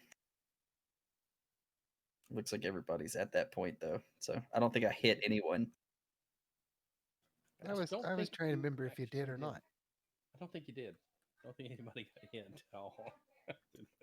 Hard rated encounter. Yes, indeed. Bugger. I'm telling you, I've everything else that is in the works already that I have a map for. I've just selected all, copied, and pasted. So it's your own doing at this point. I'm no longer a benevolent god. I remember last time this happened, you overcompensated. Was that in Philia? Yes.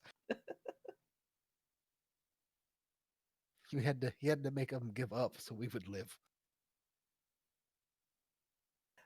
I don't know that that's ever happened. I would never do that.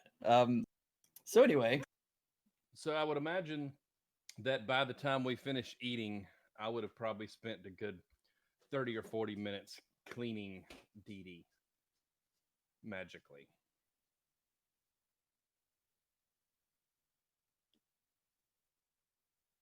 I'm beginning to worry about Dee Dee.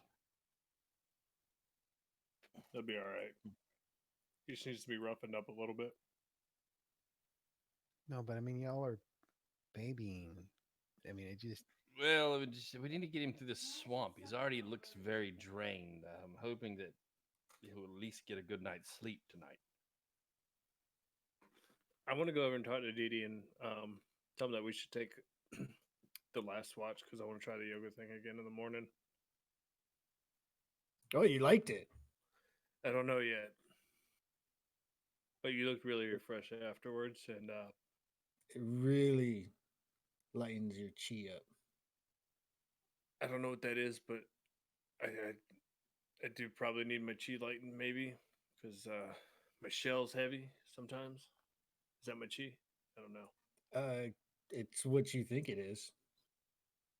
I mean, it's kind of my house. It's like everything, but yeah. So I think we should take last watch, and then Okay.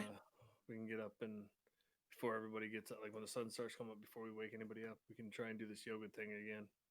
I'm interested. Yeah, should you ask other people? Do they want to join us? I mean, No, just me and you. oh, okay. Yeah, like I said before, anybody wakes up.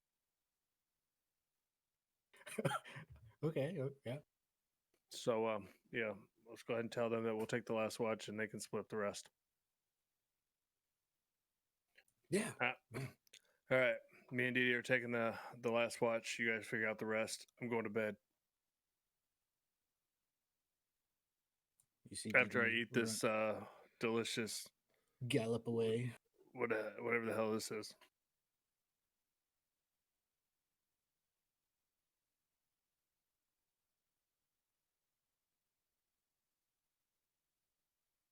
All right. Anything else that anybody wants to take care of during the later hours before the resting begins?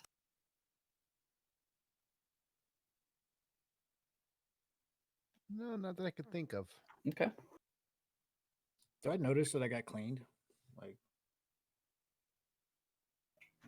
Make a perception check with disadvantage because, exhaustion. And I'm never going to forget that again.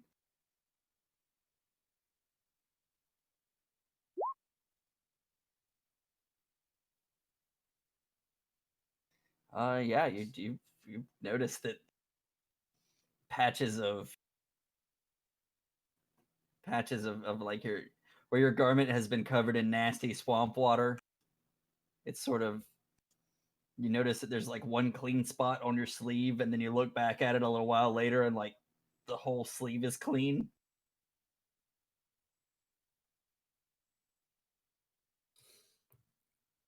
I'm not gonna. I'm gonna notice it, but I'm not gonna say anything about it. Because in my head, I think something with that tree did it,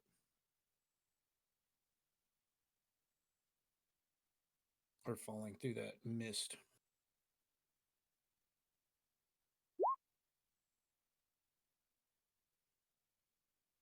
All right. And Krillock, you're making some steady progress there, pal. Excellent.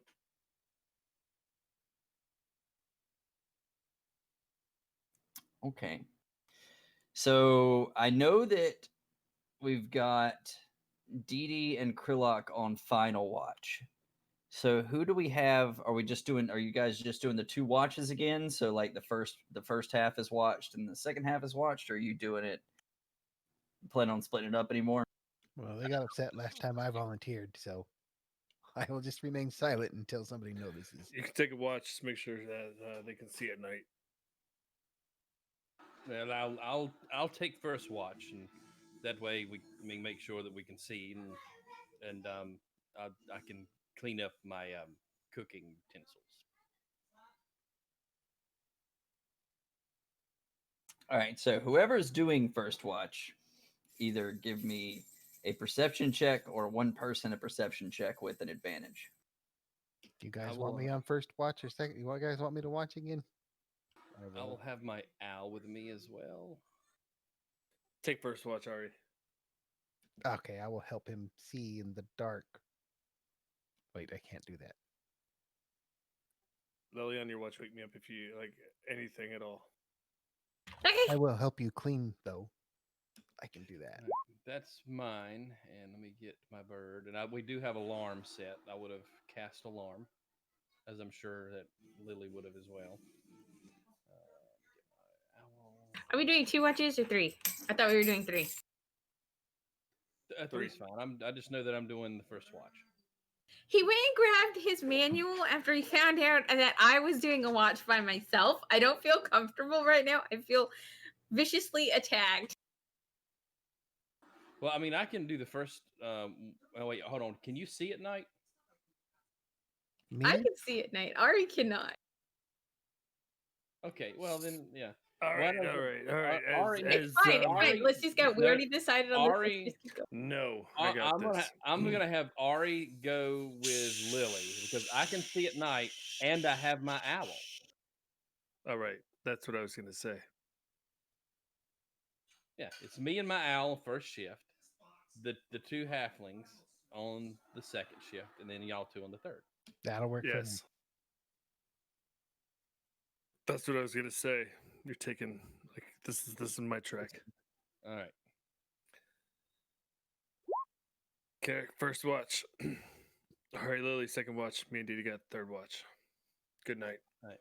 So the owl has got 16, and I will as I'm sitting there, I will also be you know what? No, I'm not. No, I'm not, because that would require me to not be paying attention. I'm not going to give him that damn opportunity. I was going to say I'll be ritually casting disc ever so often to lift Dee Dee off the ground, but I'm not going to pull my attention away. Good damn, I am getting babied. Yeah, well, at this point, you're like running away from everything and climbing trees, and yeah, I don't know if you're gonna live through this or not.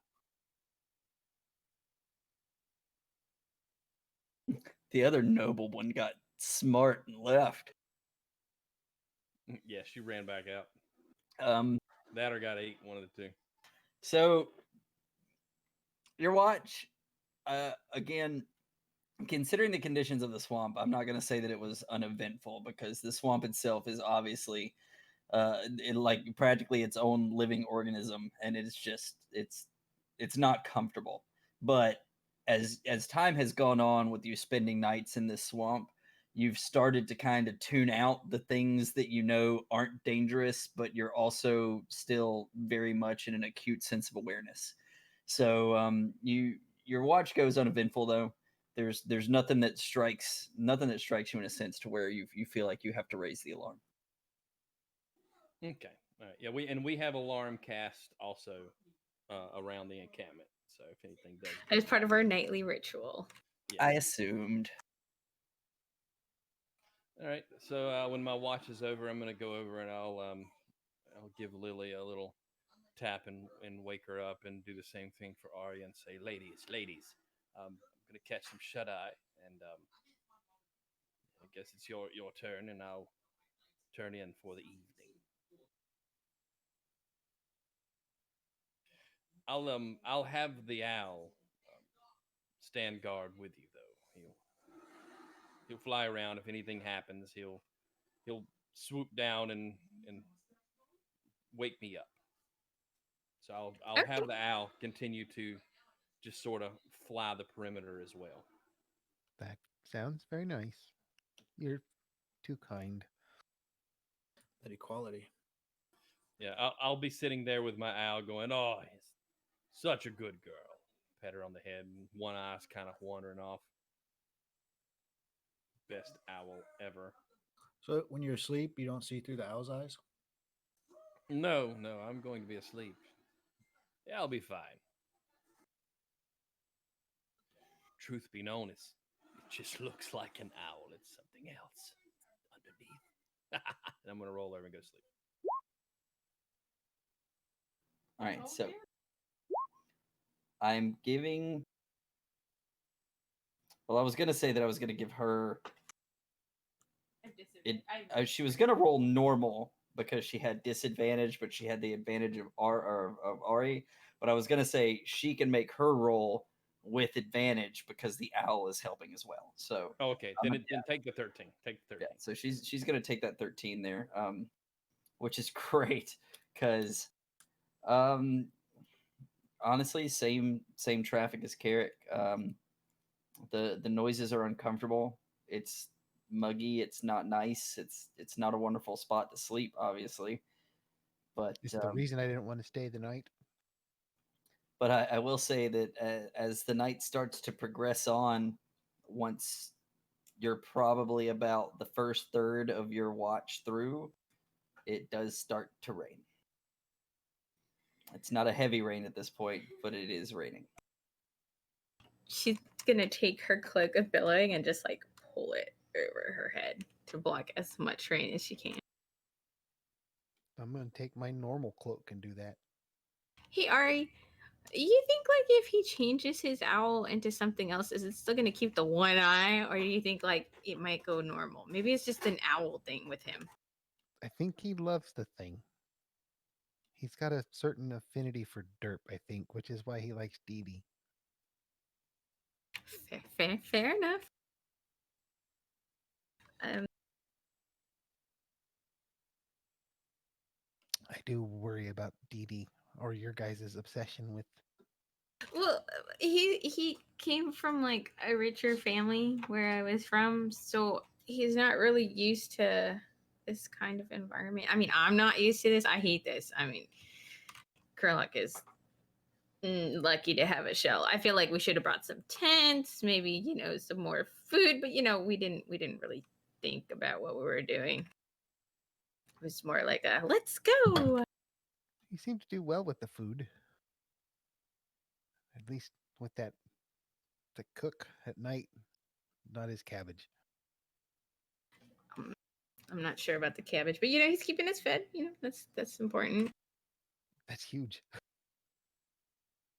Oh, I have this potion vial thing. It'll protect you from some stuff if you want it, and I don't need it really. I would love a protection of stuff potion. It's acid. Acid. I don't think Protection there's from much acid? acid around here, but you never know. Well, you never know.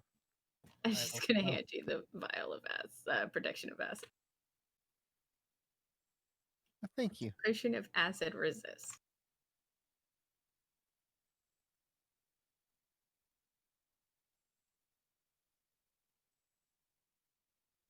I'm gonna wake the turtle up now.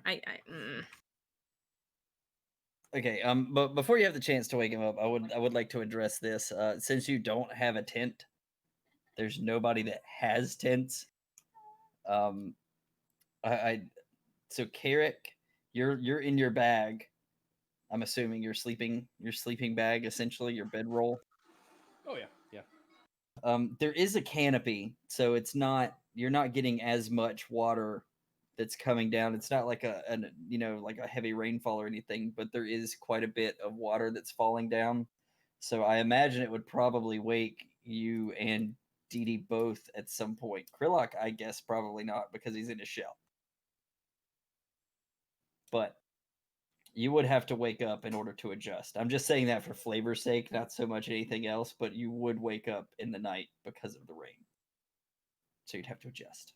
Like pull it up over your head.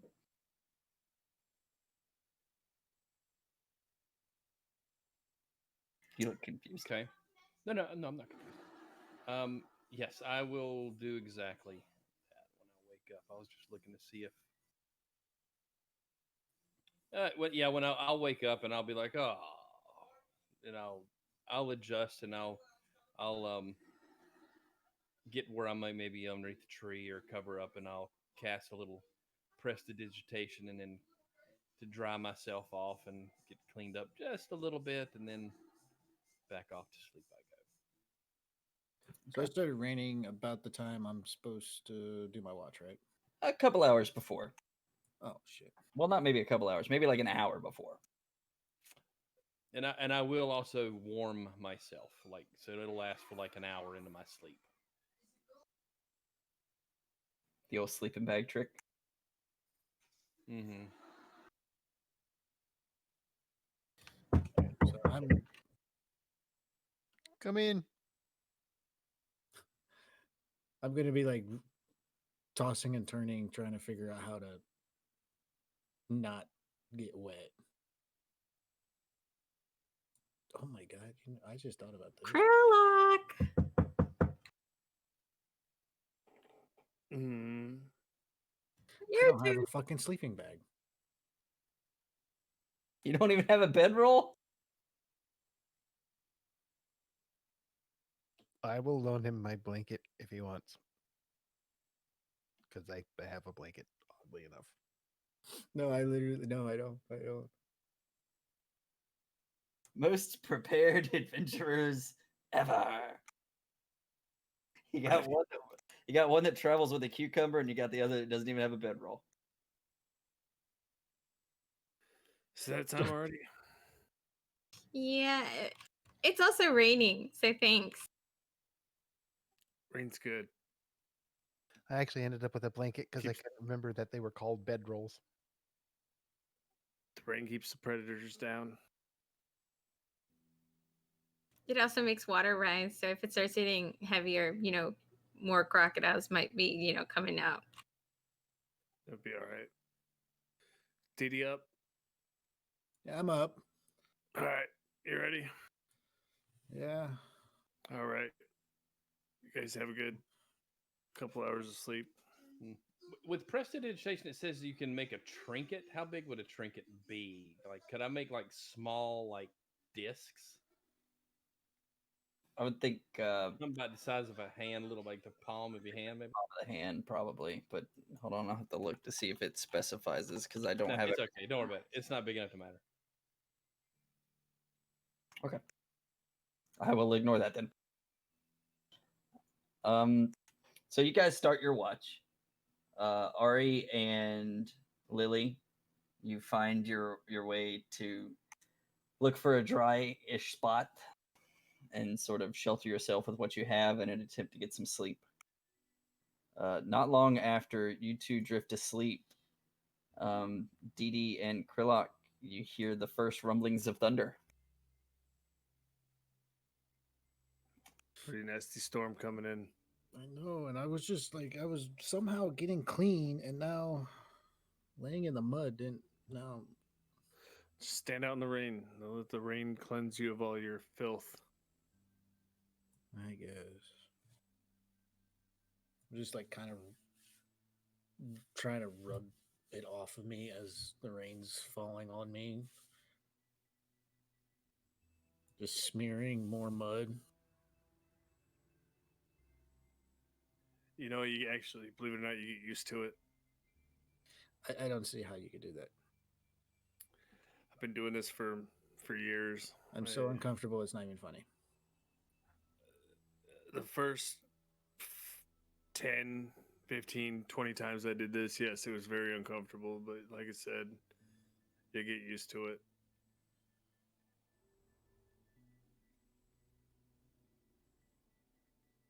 You know, I feel like, instead of when I was, we were at that establishment you liked so much. I think I should have spent more time gathering what I needed for this trip. Instead of Yeah, see, hanging out at that bar so often.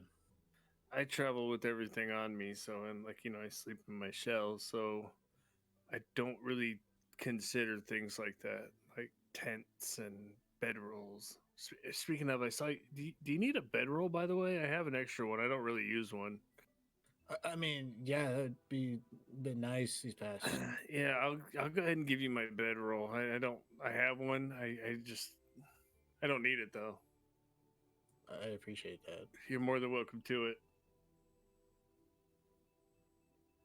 I'm gonna try to fashion like a rain jacket. I'm gonna actually look around and see if there's like big elephant ear, like what I'm talking about, like palm leaf elephant ear things. Less palm, more cypress. So, not really something All right. quickly. I was gonna see if I can get like one of those big ass elephant ears and be like, here's an umbrella. So what do you? Okay, so when you say you're trying to fashion a rain jacket, are you talking in terms of? I literally have the sleeping bag long ways over my head, and the long, centered on my head, so the long part, each end goes over my arms. Okay. That's about it. Okay. I mean, it's helping. These and as much as you think that would work. Mind you, these old bed rolls, though, there is a sense of, sort of like there's not the same kind of polyester. These aren't fucking North Face. No, Fuck? It's not like a North Face sleeping bag where it's gonna keep. It's not waterproof or resistant. What It's cheap shit is this? still absorbing moisture, but It's pretty much hiding straw. Sorry. it is keeping it off of you directly for the moment. Is this gonna affect our yoga? I mean, I don't know. We'll have to see. It's a good idea. I'm gonna try to say. I'm gonna put my. I don't even have something to put my bedroll in.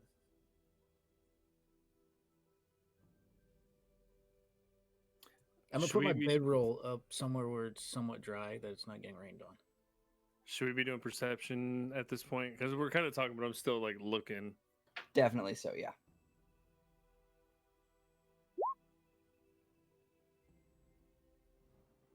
Somehow you can focus with me wandering around aimlessly talking. All right. So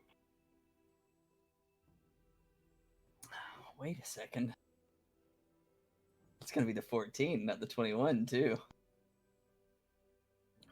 Why? With me helping him? You both have disadvantage. It's gonna take it to a straight roll. So wait, Yeah, wouldn't a straight roll be didn't we that? just get like a solid 8 hours of sleep there? And that exhaustion gone? Hard new. Son of a bitch. You have to finish a long rest and be rested by it in order to actually have the exhaustion drop away.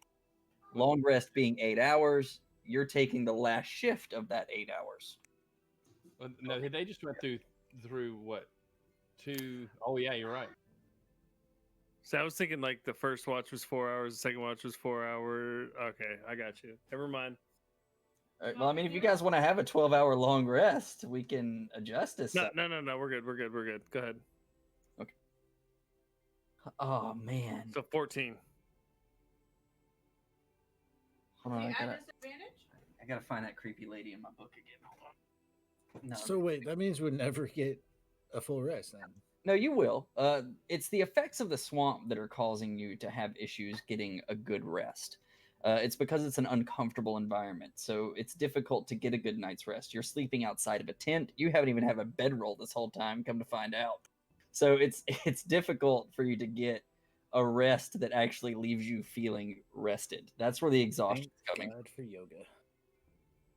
Yeah, that yoga got you out of that first one. So, but all jokes aside, your watch is actually just as uneventful. Aside from the fact that the thunder seems to be crashing a little bit closer every now and then, it's it seems like the storm's coming. It doesn't. I mean, mind you, storms, they come and they go, so it doesn't seem like it's going to be anything exceptionally trying based off what you can tell at this moment, but it's definitely making it more uncomfortable.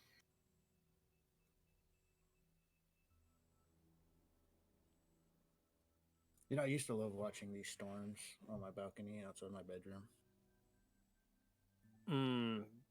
Yeah. Must It's be so nice. peaceful. I lived in a Not little so much now. shack, honestly, with my aunt and uncle before my aunt died. But yeah. Oh, I'm sorry to hear that. Well, it was natural causes. Things happen. She was old. Yeah, that's life. Yep. But it sounds very nice, though. I mean, it sounded, I didn't have that. My family wasn't really, cared too much for me. Oh, sorry to hear that. My parents died when I was really young, and my aunt and uncle took me in and fled the snout and went to Hanana, and that's kind of where I was raised by my aunt and uncle for quite a while. My uncle still lives there. Oh, so we're gonna see him. Maybe he's not in the best. Like he's not completely in the right of mind right now. He's really old. Oh, no. So it took me actually. Normally, we kind of us turtles break out on our own when we're pretty young, but because after my aunt died and having to take care of my uncle, I was kind of a late bloomer, as they would say. But I was pretty much taking care of myself and my uncle for quite a while prior to actually I couldn't take care of him anymore, and I had to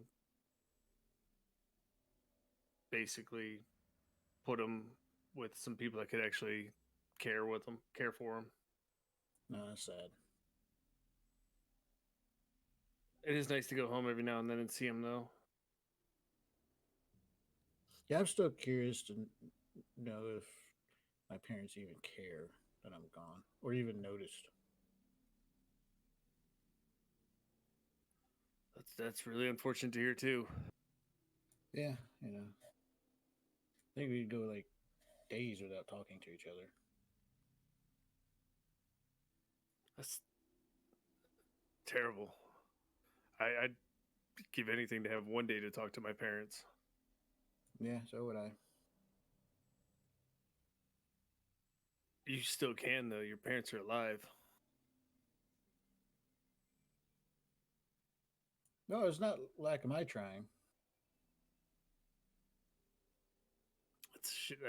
that's a damn shame. Yeah.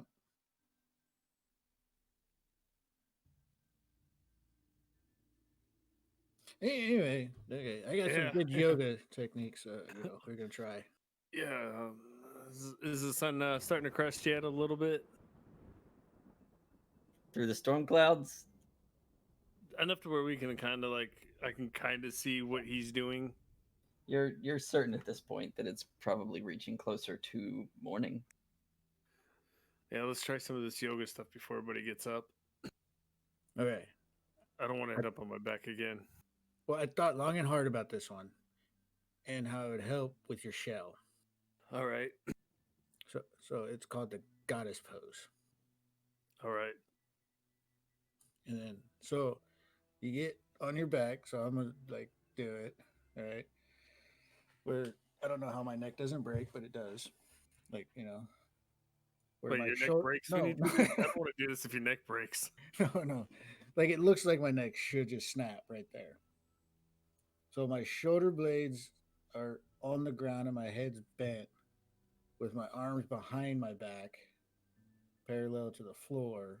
You realize my shoulder blades can't touch the ground, right? I do realize that, but you have that shell, so I'm thinking you can count. It'll help you balance. All right. I'll give it a go. Go ahead. Just do it. Let's see if I can mimic it. So here,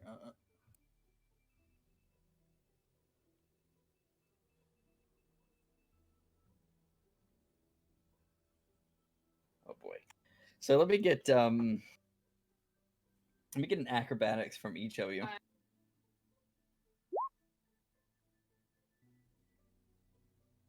oh shit.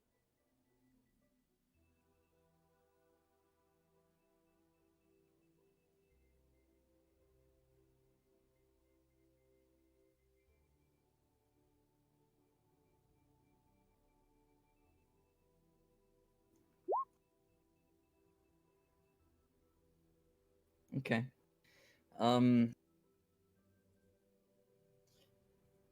So Kurlak, you don't flounder the way that you did last time. This isn't a repeat of your previous yoga experience. You find it difficult to do. You find it very difficult to do. This is not the way you feel like your body typically would maneuver. However, you find a small sense of comfort from it, but it's not so much that you're not going to get advantage on your save, but you do feel like this is something that has it's Potential. yeah, you can see the value in it now. But you like what you did not do anything for your chi, but you can understand the value to it. I think I left my chi in Providence. We're gonna have to go back. I gotta go pick it up. Dee Dee, you do, however, you find after this night's rest that as you finish your yoga, actually I want you to do your wisdom saving throw first, because that's going to dictate how this goes. Everybody go ahead and make your wisdom saving throws. But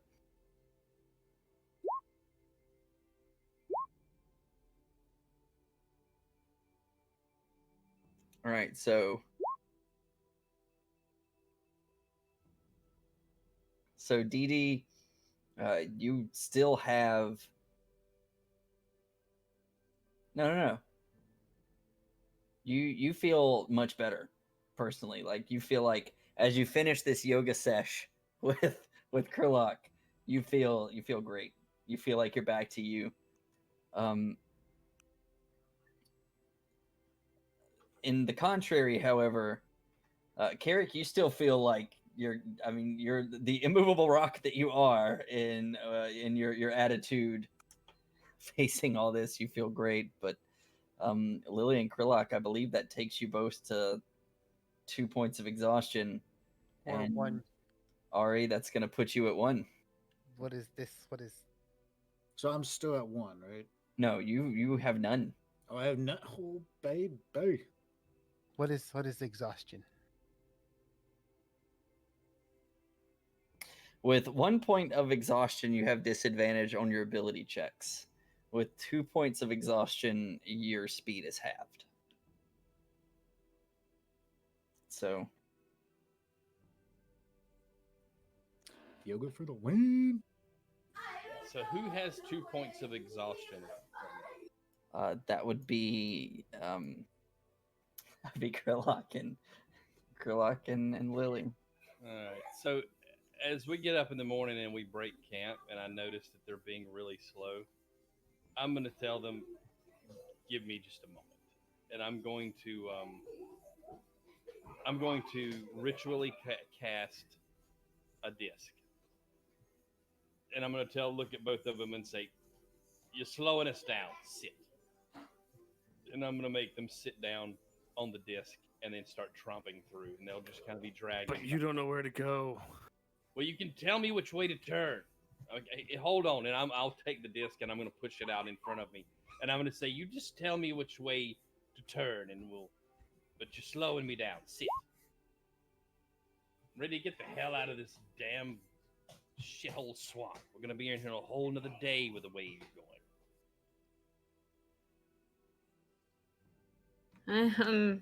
Who doesn't have a healing pot? A what pot? Healing, where you drink it and you feel all warm and fuzzy. I don't even know anymore. Yes, you do. I gave you one because you I have one then. barrel in. You gave me this one called Bull. That is gone. Oh, I don't think I have one, and I'll put my hand out and expect. Here, Carrick. It's only gonna last 24 hours, but that's what I got on me right now.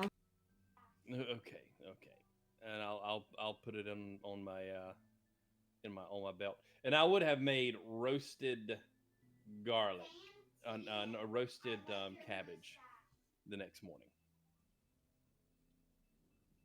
Do you got any paprika in there? That really set this cabbage off. You know what? Bam! And I'll hit it with a freaking. I'll hit it with the spice weasel. That's too much. I can't do it. No, I'm just kidding. I'll eat it.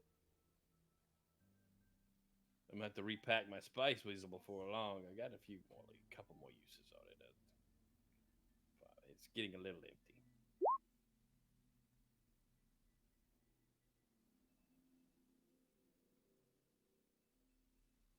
As you're floating on the disc, you don't see anything that looks pretty to pick with your flower kit. I hate the swamp. I actually want to try with all the books that I've read on, on nature. Mm-hmm.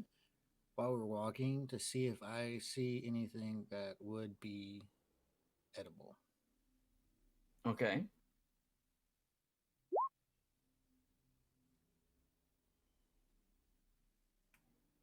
Well, you spot a lot of, you spot some stuff that you think, based off of your experiences in reading, would be edible.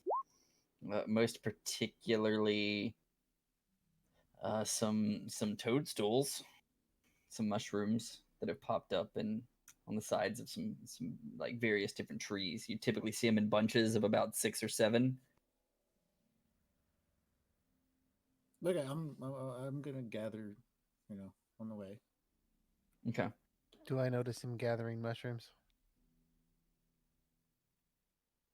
I'm not doing it secretly.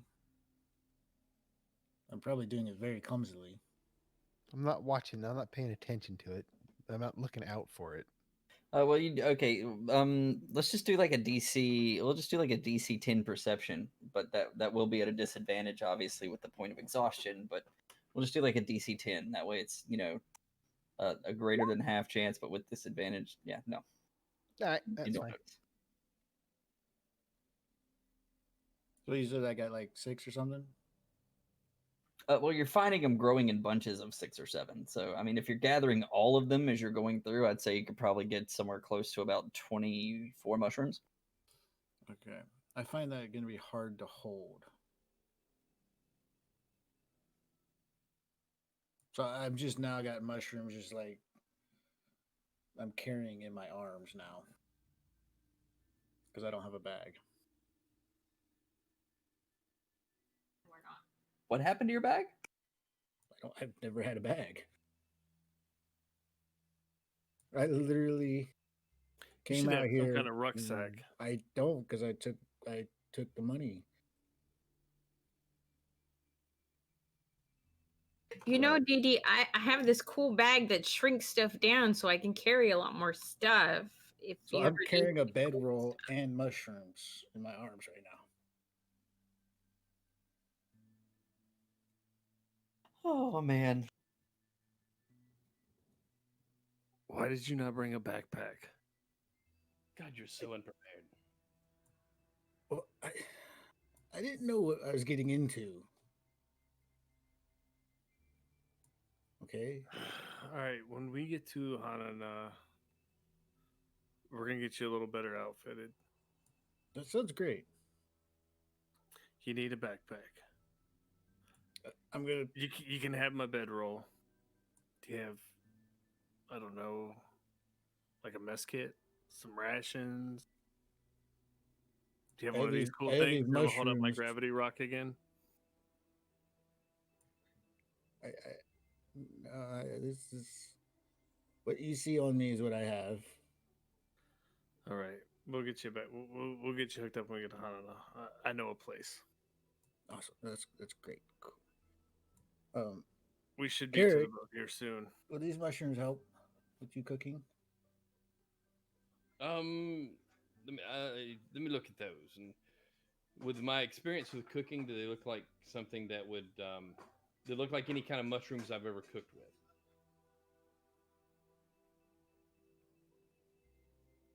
An intelligence check, maybe, for my cooking, or I would say you could do probably a intelligence for cooking. Just do like a nature maybe, well, which would be the same thing, right? yeah, well, an Well, intelligence. that's a saving throw. That's a save, not a check. Well, that's So I an wouldn't have the proficiency on it. Well, it's a straight intelligence roll. That's what that is, with a +5 on my intelligence. So you want a nature? Well, what I'm getting at is the +5 includes your proficiency bonus, right? Your +2 from your proficiency bonus, which is included on saves, not on like intelligence checks.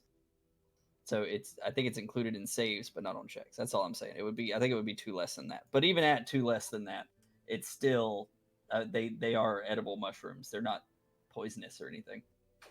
Okay, They're yeah. not trippy shrooms. I could use those. Yeah, I could cook with those. Yes, unless you just want to eat them raw. It's up to you. No. I mean, I just read that these look similar to what I've seen in books that were edible. Yeah. Well, they're not death caps, if that's what you're saying. Sure. Yes, I'll put them in my bag. I don't know what a death cap is really, but Yeah. Well, just don't eat one. I just know what the good ones look like. Yes. Well, those are good ones. Okay. Yeah, if you can use them. I know you got that little bag. Maybe. Good. Yes. I'll next time we stop and make camp, I'll use those, and hopefully we'll be out of this swamp and to somewhere because I am no more vegetables left. I'm out of food to cook, so we're gonna have to do a little foraging.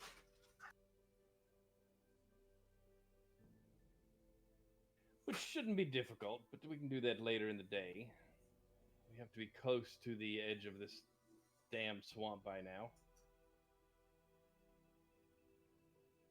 Krilak, we're going the right way, right?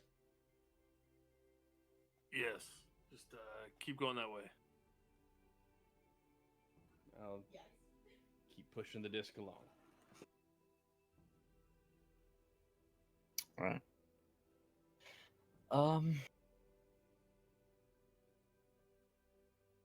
So just curious, out of character. When that disc is moving, it's hovering, right? So when it hits a dip, it drops, right? Or does it just keep going I to can it started at? I can keep it level. The spell itself, I don't know, says that it floats 3 feet above the ground. So it's No, a so 3 foot. whatever terrain's under it, it moves up from it. Yeah, but I mean, I can keep it relatively level as we go along. It's just I can never bring it more than 3 feet off the ground. So if it's a dip, yeah, it's going to kind of give a little bounce. Unless I would pull it down to like 2 feet, I can keep it relatively. It's not going to be smooth as glass, no.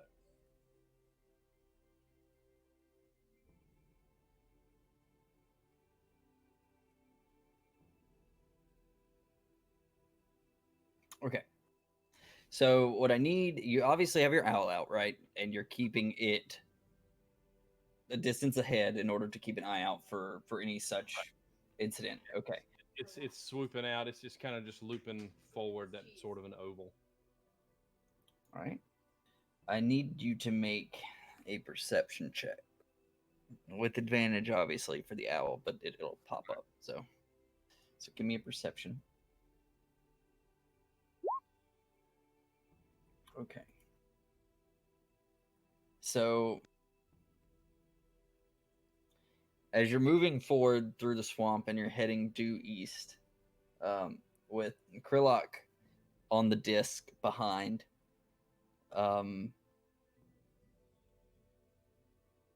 think behind, right? Behind, yeah, it's got to follow you, right? Is that correct? No. Here.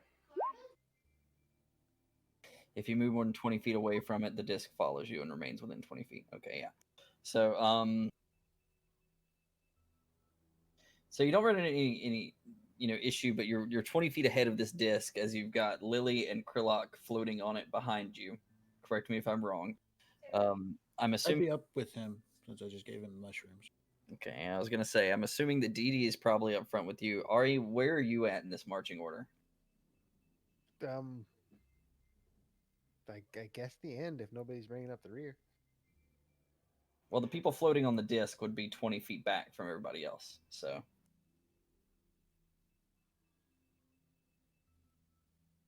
I would say somewhere around them if they're in the back. okay. I will. If Don't I'm in, lie, little guy jumped up there. I will have Ward of Seals up, and I will have Mage Armor on me. Okay.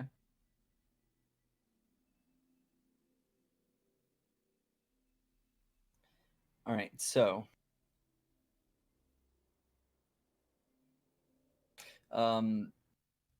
as you're walking due east at this point, your bird comes quickly flying back and lands as she's approaching. She's expecting your arm to come out, and I'm assuming you probably would be used to this at this point. So you put your arm up, and she lands on it, and she just kind of looks at you. And I'll raise my arm back up and say, "Show me," and I'll stop, and I'll look through its eyes as it flies forward. Okay. So probably she's keeping a little bit farther ahead. But what you see is 6 familiar scaled figures, in the sense that these are lizard folk. They're not, none of them appear to be the larger lizard folk like the one that you had encountered, but there is one that is more, it's adorned in similar shamanistic garb as the last one that you encountered, but this one is much more intricate. There's colorful feathers that are hanging from the frills on its I don't even know what it's called on a lizard. I guess it's just a frill, right? But regardless, so it's got colorful feathers that are hanging down. It has less of like the bone look to its decorations, and it's more of a it's more like feathers You see some shells that appear to be seashells hanging from around the belt. It's got less of a gruesome appearance, I guess is what I'm trying to say. Um, they're standing about 500 to 600 feet to the east, based off of what you can tell through your owl's eyes. And they're looking towards the west, and they appear to be waiting, but not in like, it doesn't seem to be like an ambush tactic waiting. They seem to be standing there. They're all conversating except for the one that's in shamanistic garb, which is actually being surrounded by the others. So it seems like they're surrounding the shaman in an attempt to keep it protected. But the shaman itself is looking towards the west intently, like it's waiting, like it's patiently waiting. It's not speaking, it's not talking, it's waiting. Does it seem to be waiting for us, like it's looking directly our direction? Like if I fly up and look at it, does it look like it is looking directly towards us? 'Cause that's roughly, you know, almost 2 football fields. I should be able to see that it's looking directly at us. Does it look like?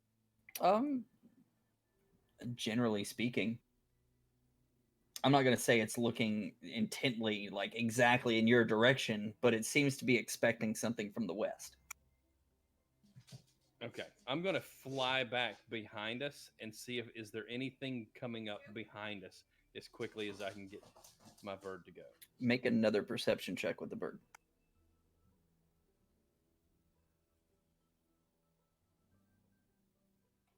Getting interesting. No, you don't see doing kind of a quick dash directly behind you guys. You're not seeing anything following you. And that's with the 15. That's with the 15. There's a group of lizard folk ahead. They don't look like the other ones. Let's kill him. Let's kill him. Wait, they don't. It doesn't look like the others. They don't look quite as menacing. There's still lizard folk. We need to kill I understand that, but we're not in much of a condition to fight 6 of these things. them. We're gonna kill him. I don't know. I'm gonna kind of like try and get up and then just stumble back down. Dee, Yes. I know you tried once before and it didn't work, but I know that you're also very fast. If you were to move, like, and we stay back here, out of sight, and you speak their language, it seems, could you? No, I don't. I can't really speak their language. I can understand them. I unless I speak Elvish or Common, that's I can talk. Just go in there and kill him. Well, Uh, have you ever seen one that was dressed in like shells, and it's like an intricate sort of dress? Actually, quite pleasant looking. It's dressed in, Like ceremonial shit. yeah, more like ceremonial. It's almost Yeah, kill him.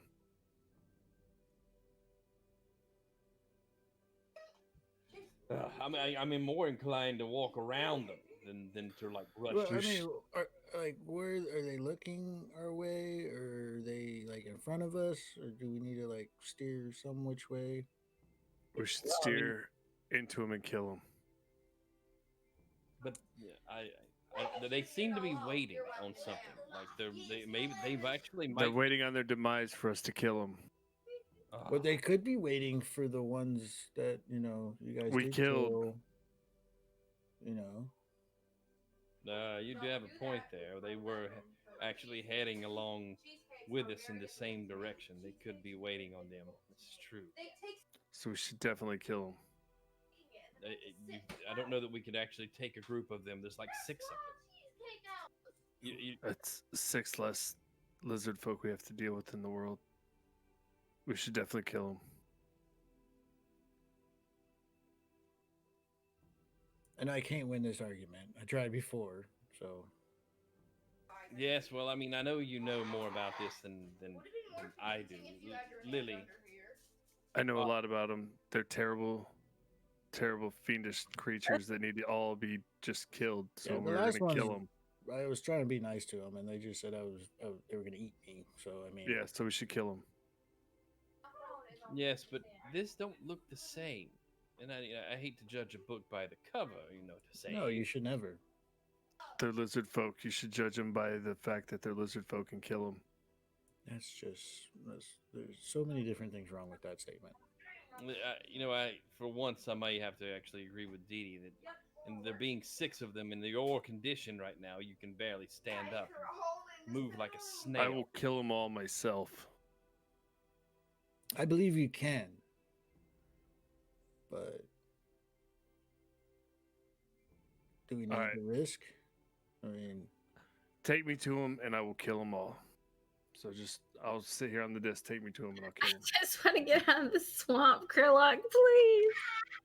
I think we need to get from the swamp. I think we need to get Alright. from the swamp too. But then we're gonna circle back and kill them after we get out of the swamp.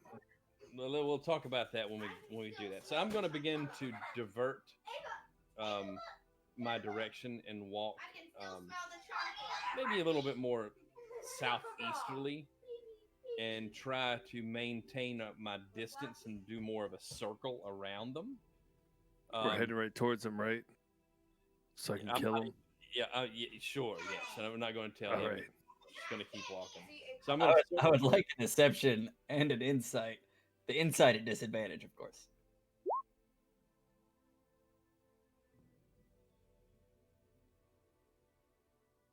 oh no, here comes the 7. Oh, I'm totally Oh my! not a good liar. This isn't where they're at. Yeah, No. the way he described it, you definitely have caught on at this point that he is steering you away from the lizard folk. All right. We're We gonna are gonna circle back though, right? Well, if you feel better, and Yeah, Lily wants out of the swamp, so we're gonna go out of the swamp. But then we're gonna circle back and kill them. I'm not going to say a word. I'm just going to keep doing the circle around. So I will maintain. take that as we're circling back to kill them after we get Lily out of the swamp. All right, let's go. I think Carry we are on. making a circle.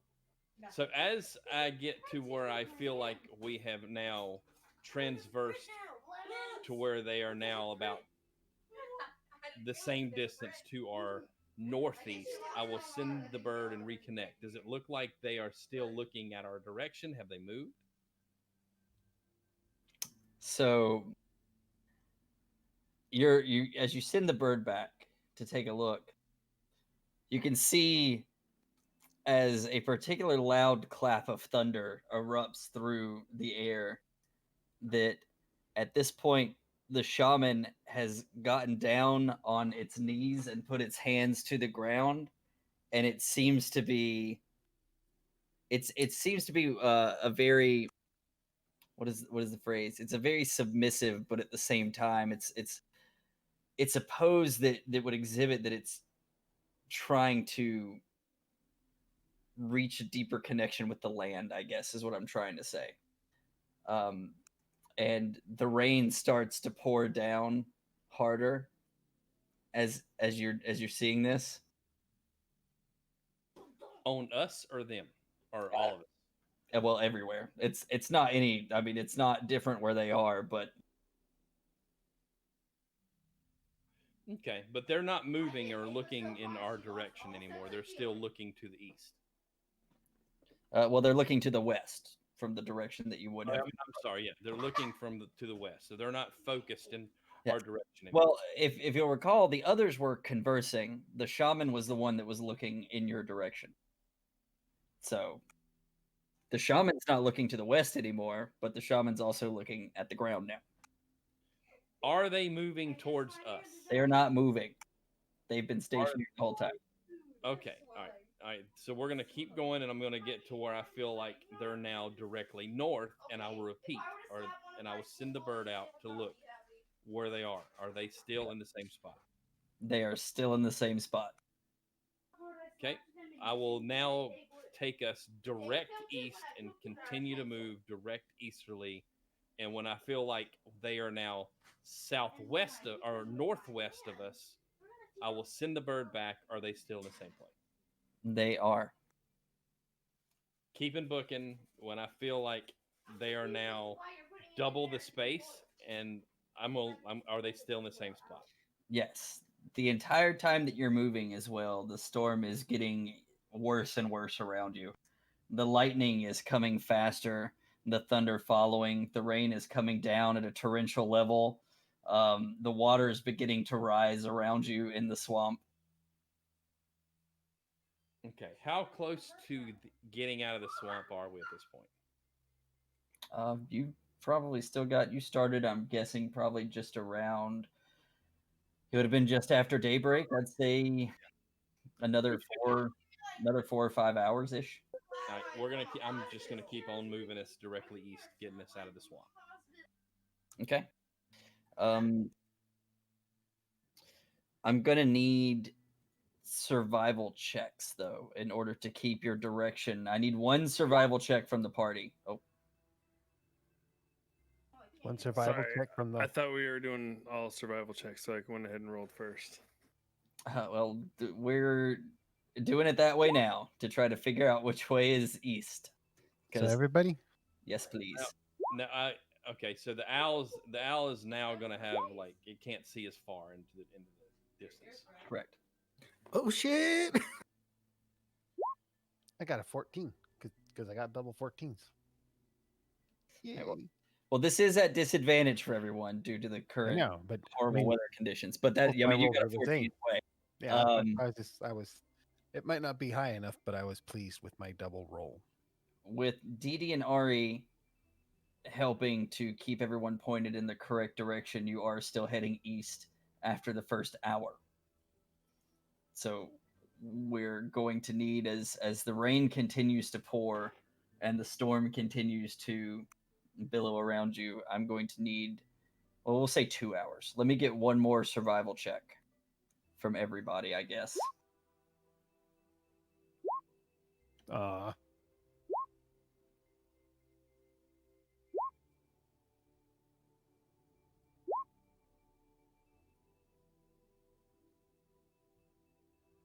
All right, so Krillock and Lily this time, since double disadvantage is not a thing. Krillock and Lily are able to keep you guys moving in an easterly direction. You're reaching towards the afternoon at this point. You're kind of, this is about normally when you would stop to take a break to eat, but Krillock, you know, you're about an hour out from breaking the swamp and getting to your ship. So I'm assuming you're going to continue, yeah? I will continue moving what I think or what they tell me is east into the direction. Okay. We're almost so close. I can smell the kill brine. the Kilgrain. Kill brine. What is that? You'll see. She's Okay. a beaut. She's it. Fair. Just keep dredging, and I'll make sure that the bird is looking for the coast. All right. It's not too far past this point that, like I said before, about an hour continuing of walking, slowed down a little bit due to the weather conditions as they are, and you can start smelling the salt on the air. Not long after that, you can actually hear the waves off in the distance, just like the short crash of waves that you can hear mixed in with the rumbles of thunder. And as the rain continues to pour and the storm continues to rage, you come out of the swamp and reach the end of it, and you can see as the dunes of sand reach towards the coast. And Krillock, you're more familiar looking at the water mass of the ocean and the shoreline than you are anywhere else, and you know that the Kilbrine is not far, and it's just a little bit farther to the south, and you can find your ship. You've got about 45 minutes of walking, and you'll be there. It's so close now. 45 minutes that way. All right, I'll start moving that way, and I'm going to have the owl shoot behind us and see if we're being followed. You are not. All right, we will trek out of the swamp then and down the shoreline to the boat. All right. You can finally see it, Krillock. Would you like to describe your kill brine to us? She is looks very similar to like an old Chinese junk. So she has a large cabin on the back. Junk sails, very big open front deck space for cargo or people if I needed to ferry. The sails on it are very dingy gray. They're not black, but they're not white. They're like, somewhere in between. And you can kind of see a symbol on it. Looks like two waves crashing, but the symbols are kind of barely offset from, like, they're a blackish gray. They're almost gray, but you can barely make it out. Also on the front of it, you can see the same kind of the waves crashing painted onto the hull. But there's, again, like, the back area is covered and actually has like a little cabin on it that's got sleeping quarters for 2. But there is still room for others to go in there to get out of the weather if need be.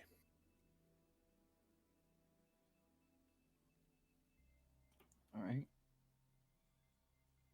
Well, you do happen to notice that it's not brought up directly on it. Did you moor it whenever you came up, or did you leave it with in the carrying hands? Yes, carrying hands. Okay. So you do notice that while the storm is raging on, obviously he's taken your ship farther away from the immediate shore so that it's not going to be brought on land and crash into any sort of rocks or, the land itself. So it's obviously anchored as best it can be, but it's off. You would have to swim to get to it at this point. So the storm continues to rage for some time. Would you guys like to look for some sort of what do you want to do? Let me put it that way. So the ship itself obviously is not easily accessible where it is, Krillock. It's up to you at this point as to what you would want to guide everyone to do. I'm gonna let everybody know that I can swim to it and I can carry 2 small folk with me out to it, probably pretty easily. The other 2 less than small folk, I don't know. Given the conditions of the weather and your exhaustion, however, you're not sure if you could handle that. So where are we taking the boat to? Eventually, we're going to run through Hanana and then take from Hanana, we're going to go around to Broken Tusk is our end goal. Hanana. Hanana is where I want to go. Well, you're in luck. I would say, I don't know if you can really make that swim safely with 2 people on your back. And I know I am not going to attempt to swim out there in this storm. And hell, I don't know what Edie wants to do. Well, You could definitely do it alone, Krillock. Just, I want to throw that out there. You could definitely do it alone, but adding somebody else into it would make it much more difficult with your current condition. Well, I mean, how did it get out there? How did the person, how did you put it out there and get back? I could swim there out on my own. I mean, how is it out there and not here? Oh, my first mate's he probably drove it out a little bit. Oh, where are they? what if He's probably on the boat. I would have. His ass better be on the boat. What if you just write a note and I'll send the bird out and let the bird take the note? What's he gonna do? Bring it in? Not in this weather. Oh, I mean, are you You have going like to a little boat? like a little boat on a boat? Like I can get myself out there, so don't worry about me. Wait. That disc. Can you ride on your disc? No, I'm afraid it doesn't work like that. It's bound to me and it follows me. It's sort of like a trailer or like a yeah, it's like a Like a wagon. Got you. Yeah. So Because I can make the swim out there. I mean, I could sleep comfortably tonight in my own cabin. But I can get 3 of us to the boat, but I'll be very, very spent after that. well, if you could carry me on your back, I could have some people. I could put all the rest of the people on the disc, and but the I'm way gonna tell you the right now. problem, it's only going to keep them 3 feet off of the surface of the water. If it's waves, I don't know that that's wise. you think we should just ride the storm out? I mean, Mm. I mean, you could go out there and bring the boat in. We can wait here. And, we can always construct a lean-to or some kind. I know of several different designs that would suffice to keep us dry. I mean, if you don't think your first mate is skilled enough to sail it in by himself, It's not that he's very skilled. He could do it, but at what risk? If he come in here and then just a random rogue wave came up and just pushed it, I mean, he's kind of at the mercy of the sea and the wind right now. well, should we just wait the storm out? That's what I was saying. We might be better off just waiting it out.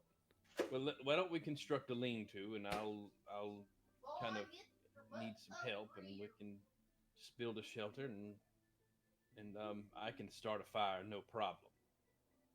I can help you. I read a book about a little bit of this.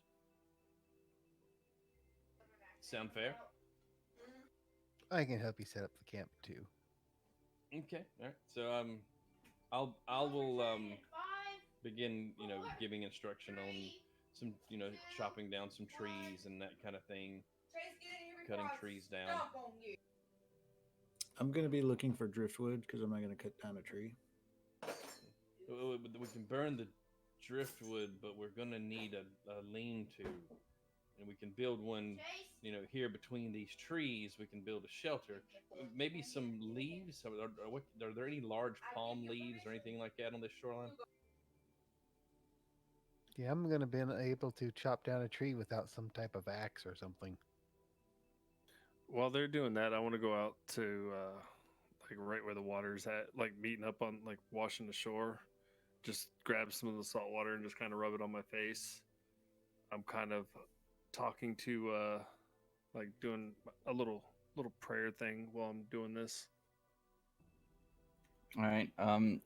There are palm leaves that are out close to shore. There's a lot being blown loose in terms of foliage right now because the high winds that are accompanying the storm. So, which I forgot to mention, as you come out, it's become apparent that the storm is something that's coming in off of the ocean. But it's got some seriously high winds that are accompanying it as you breach the safety of the dense trees of the marsh. You start getting hit with more wind, more rain. It's almost even a painful rain sometimes as it starts to pour down in large drops. Um, but you do find palm leaves, and you do find that there's some trees that have been blown over. Are there any like rock formations that we can build in so that we have sort of shelter with between some large rocks on this one? Give me a survival with, or not a survival. I'm sorry. Either give me a perception with your owl, or give me one from you. Oh, I'll send my owl to go look. He can spot things, and I know he can spot things better than me, so I'll have my owl go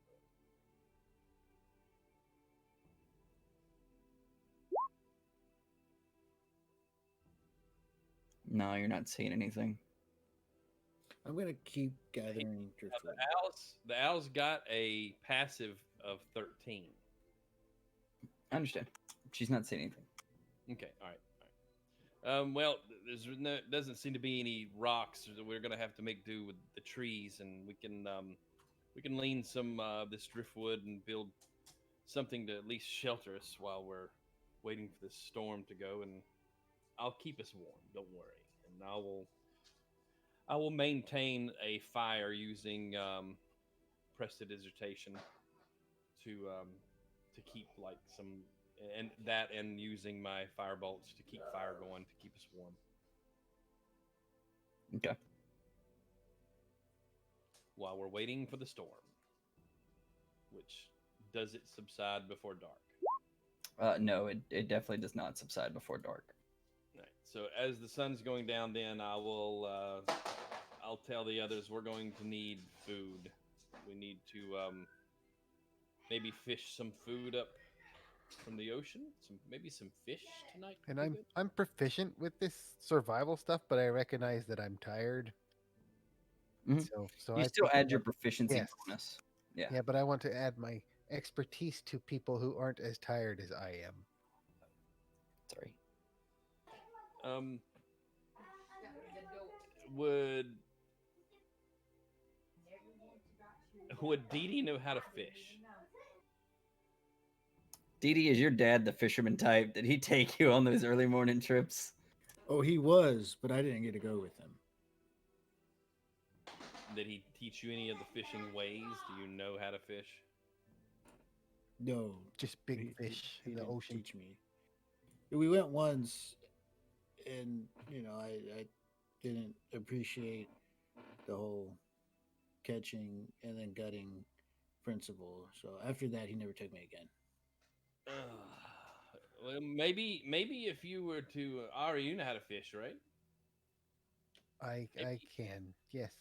What if you go over there and you kind of help him, and I I'll would be more than willing. good. So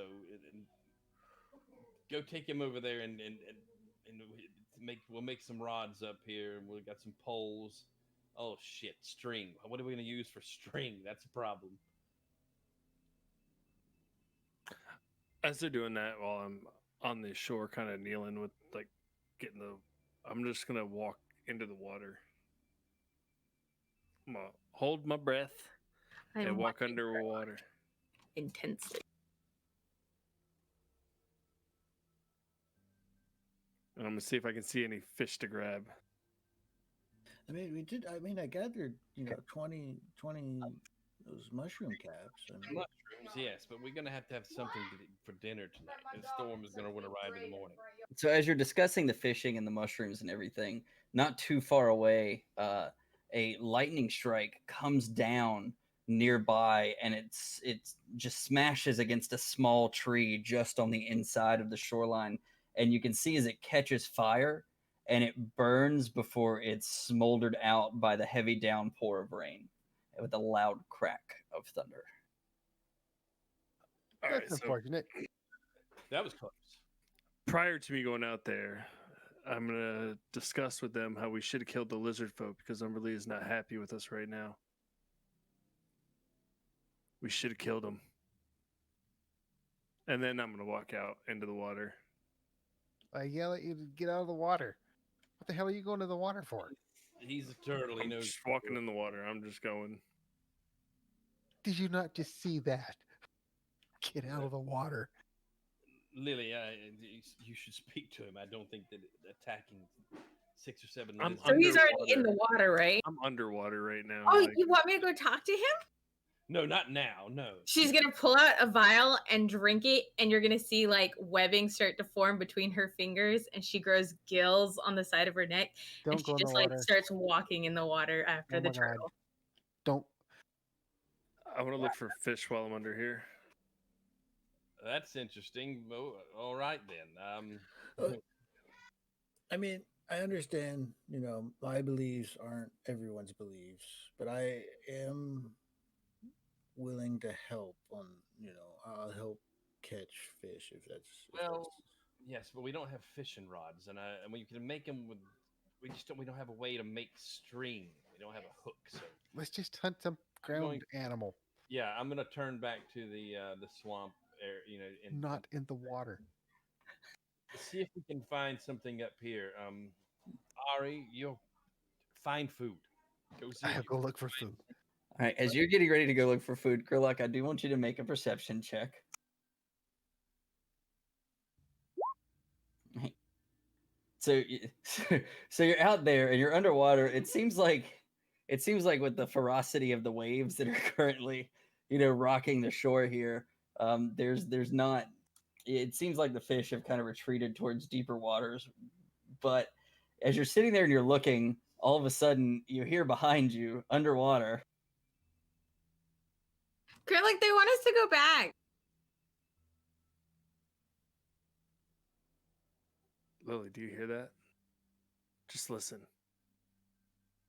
Well, I don't know why we didn't just go to the boat. I could do this to like a bunch of people. Do you just listen? Do you hear it?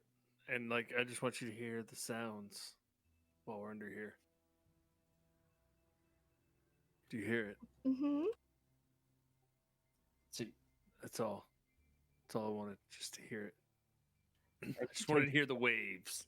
I was gonna say, as you take that moment, you can actually tell that like the muffling of the thunder that's going on around you, and the calmness of the water while you're underneath of it. You can feel it swaying and moving you with the currents, but it's not the same as being above it. It's not like the ferocity that you see above. It's more of a trepid agitation down here. It's actually kind of, I guess, calming in a weird sort of way for someone who lives the water the way Krillog does. How far away is the boat? Give or take. Someone with more sailing experience would probably have a better answer than me when it comes to like not I would assume like on the shore. 300-400 yards. So a football field ish. Well, 3 to 4 Or football 4. fields. I'm sorry, 3 to 4 football fields, 300 feet. Yeah, gotcha. 3 to 4 football fields ish. I said That's 3 a hell of a 3 to game. 400 yards. Yeah. Sure. That's what I said too. About half a nautical mile.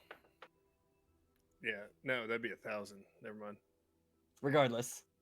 Yes. It's probably, like, I'd say probably 3 to 400 yards would be probably deep enough water to where it would still be able to safely anchor and not be thrown ashore. So 3 football fields. Yeah.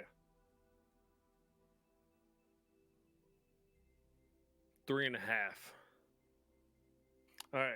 So since I'm not catching any fish, I'm kind of feeling a little at peace. I'm gonna start walking out of the water then, because Lily wants me to.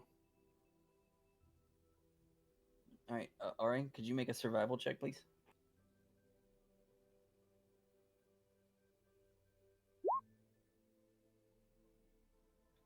You do manage to find some pretty easy game that's sheltering itself from this horrible storm, and you notice some signs and are able to track it to its point of shelter, and it's an easy dispatching.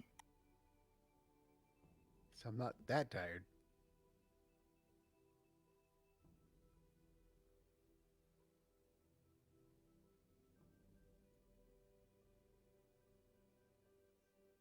So I will bring my game back to the camp. Shaking my head the entire time. All right. So you make it back to camp, and you find that after their Krillok's short meditation, and Lily, I'm honestly assuming probably trying to understand what he's talking about. They make their way back just before you do. So everyone's sheltered under this lean-to from the storm.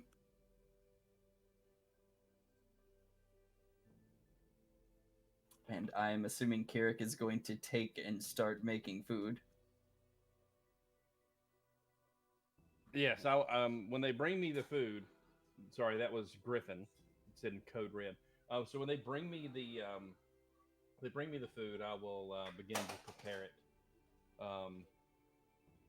What is it they brought me again? Some small game. All right, Rabbits and squirrels. Oh, but I don't have a whole lot, but I can make a stew with it. It's not really a whole lot to spit roast, but I can definitely make a stew out of it, and I do have a little bit of vegetables, not a lot, but with the mushrooms, it'd be really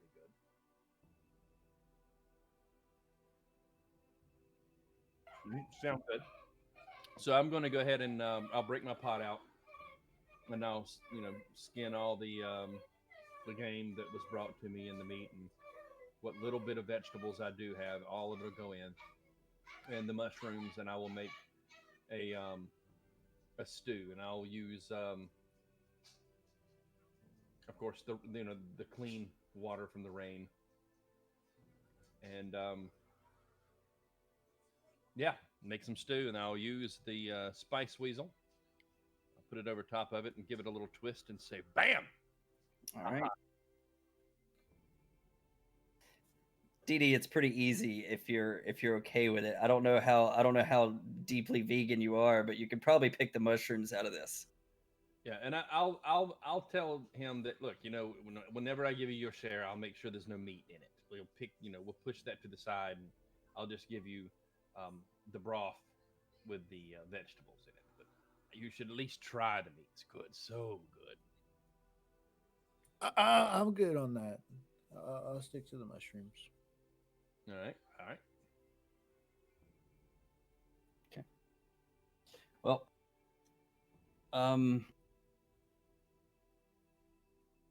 so you guys planning on? I'm assuming that this is going to be camp for the night. All right, so that's 5 hit points again. You're nothing if not consistent. Yes.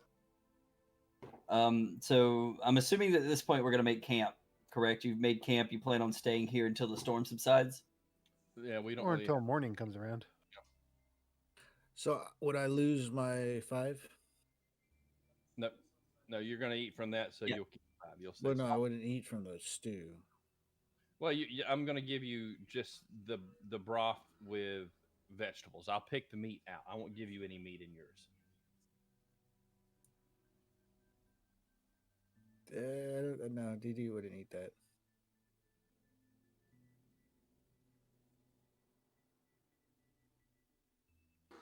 Sounds like you're losing your temporary hit points there, big guy. Right. What if I was to just maybe like pull some of the mushrooms out and not put no I mean, broth? if you would have done the water and the mushrooms and the vegetables and then put the seasoning, yes, and then pulled that aside. I only have one pot. Well, that's what I'm saying. If you had that cooking already before you put the meat in, then I would took my share out. Yeah, well, this is what The I've meat got. would have taken longer to cook, so the meat would have been in there first. Just throwing that out there. No, I got you. I know how things roll. I'll lose my 5. It's cool. Hey, Didi. Hmm. Speaking from a purely omnivore point of view here, sometimes meat doesn't hurt. Besides the thing that you got it from? I'm just saying, like, I like my vegetables a lot, but sometimes you need that protein. I I hear you, but I'm not starving. I'm not in that need where I have to weigh my beliefs. So. You know what? That's fair. That is fair. Just throwing it out there. I Between me and you. appreciate your opinion. Between me and you, I fucking love bacon. I like the animal. Yeah, me too. It's so tasty. I wouldn't know. Oh my god, you don't know what you're And I missing. don't judge you for that. I appreciate that. Yeah, I don't judge. Okay. To his own.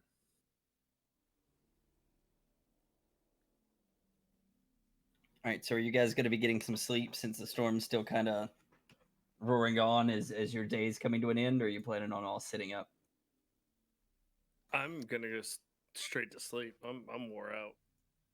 Yep, I'm going to have first watch, and I will roll with the owl. Me and the owl take first watch again. We'll just do the same rotation if that's okay with everybody. Well, I'll do second watch again. Yeah.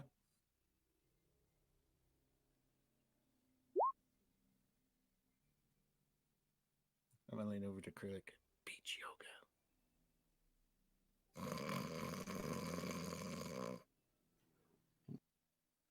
Um, the storm rages on, Carrick, but you can see, well, you notice that it's starting to subside towards the end of your watch. And we do have the alarm spells and everything up. So as the storm starts to subside, I'm going to go over to Lily and Ari, and I'll wake them up. Seems the storm's coming down. All is clear. The alarms are still in place. Hopefully, the rest of the night will go just as well. If you wish to awake, so I can get a little shut eye. I do wish to awake. You sleep well. I will have already packed up all my cooking utensils and everything that we'll need in the morning to head out. And also expect nothing else for food other than if there's anything left over.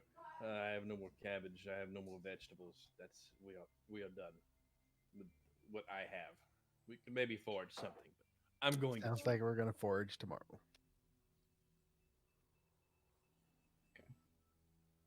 If you find anything while you're keeping watch, just put it to the side. I will do that.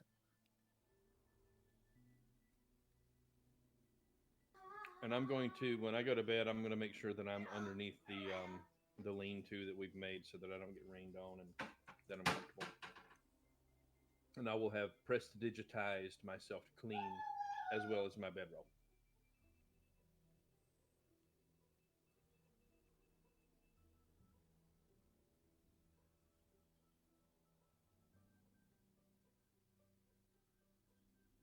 All right.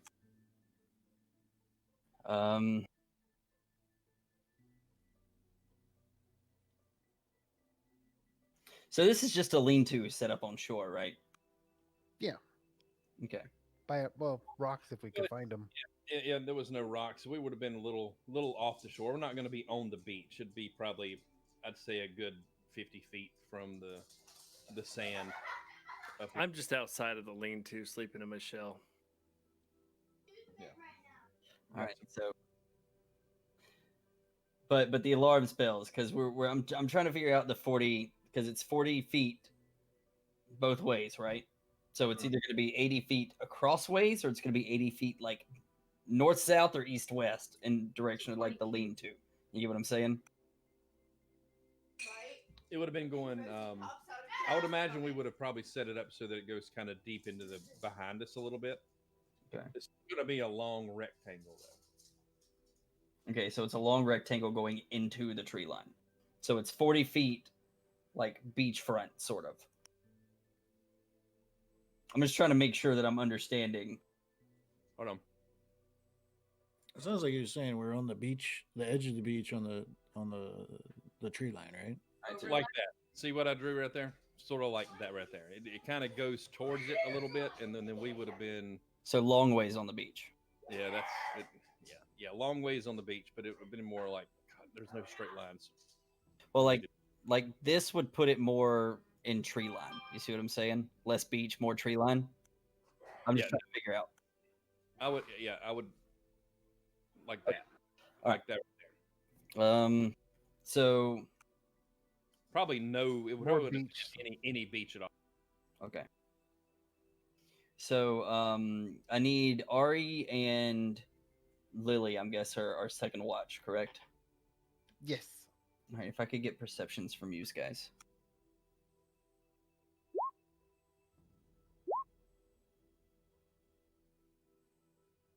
All right. So the More like that right there. We wouldn't have been guarding the ocean. We would have been guarding down the beach and behind us in that direction. All right. Well, the so the way the storm lessens, it comes to a point to where the thunder has stopped. There's no more lightning. It's a drizzle of rain at this point. You're reaching towards the end of your watch, and suddenly, Lily, you get this feeling that your alarm spell has been broken. Oh, my spider's butt is jingling.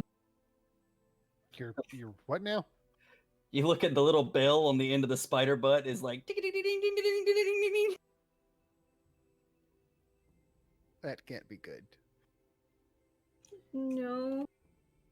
And as you look around, you look. Were you under the lean-to to stay out of the rain? If there's no I had my advantage, cloak on, so I was like out and looking. yeah, I don't. If it depends what we could see. Because if we can't see anything, I wouldn't be under it. Okay. It was drizzling, I assume, so I just had like the cloak over my head. Yeah, I would have done the same. Yeah, Watch. imagine a lean-to. I mean, lean-to open face, so you would be able to be under the lean-to and see outward. Yeah, but if outward was towards the sea, then it would. Then no. Okay. All right. I Well, would imagine we would have had it with the outward facing away from the ocean to cut the wind, actually. Huh. So that's the way I would, me personally. Yeah, if it was coming from the ocean, then probably be near it. all right. Well, as you're looking around, what you see is you're taking a look at the area that your spell encompasses, and you start hearing after like with the spider butt going off, and then you start hearing like a clank, like where it sounds like something banging on a hard surface. And you look over and you can see a small kobold with a knit hat with a dagger in his hand, and he's stabbing at Krillok's shell. Kang, kang, kang, kang, kang. I'm going after the kobold, yelling and screaming while I'm drawing my weapon. As you start running after him and yelling and screaming, Krillok, you wake up. But as you do, the kobold turns to you, Ari, like he just noticed you, and starts yelling too. Ah! I yell louder, trying to wake everyone up. In Goblin, I'm gonna say, calm down, we're not gonna hurt you. In Goblin, and I say, yes, we are. And Goblin, I'm going to reply, what the is going on? So at this point, as you pop your head out of your shell, Krillok, you can see Socks as he has ducked behind you on the ground for cover, and he's using his dagger now to try to dig into the dirt underneath of you, trying to use you as a shield as Ari is charging in your direction. Socks, what are you doing here? Who's on the boat? She's gonna kill me! I stop once I see the communication happening. Hold on. I can see him over there. This is my first mate. This is Socks. He's the one who takes care of my boat. Yeah, I could see. Maybe he shouldn't sneak in like that. What do you mean sneak in? Why are you not on the He boat? just Socks? showed up and he was attacking you in your sleep. He wasn't. He was probably trying to wake me up. Were you attacking me, Socks? I was knocking. Did he announce himself? Or did he just show up and trigger all the alarms? The one did get triggered. I mean, I don't think he knew about the alarms. I didn't talk to him. I mean, I thought he was out on the boat. Socks, why are you not on the boat? Who's watching the boat? He's just gonna kind of point, and you can see that now that the boat has come inward a little bit, but all the lights have been killed on it. So you can't really see, like, there's no lights on the boat, but he's like, it's not far out now. It's right there. I brought it in. I saw the fire. I was investigating, and I found your dirty shell laying here on the ground. All right. I got excited. I was knocking. I'm sorry. Everybody, this is Socks. He's my first mate on the kill, Brian. Oh, Socks. He's like when I'm out picking up packages and doing what I have to do. Yeah, he takes care of the boat for me. Takes his hat off and like dusts the sand out of it, like smashes it. He smacks it on your shell to get the sand out. He's like my little good luck charm. Oh, does this mean we can sleep on a boat in a bed now? Well, I mean, I have a bed on the boat. Socks has a bed on the boat. Hammock. I mean, there's plenty of open deck space. I do have a galley in there that you might be able to do better better cooking. I got a couple more than one pot. Ah, that's really good. So yeah. Good to see you, Socks. Good to see the Kilbrine still in one piece. Yeah, sure.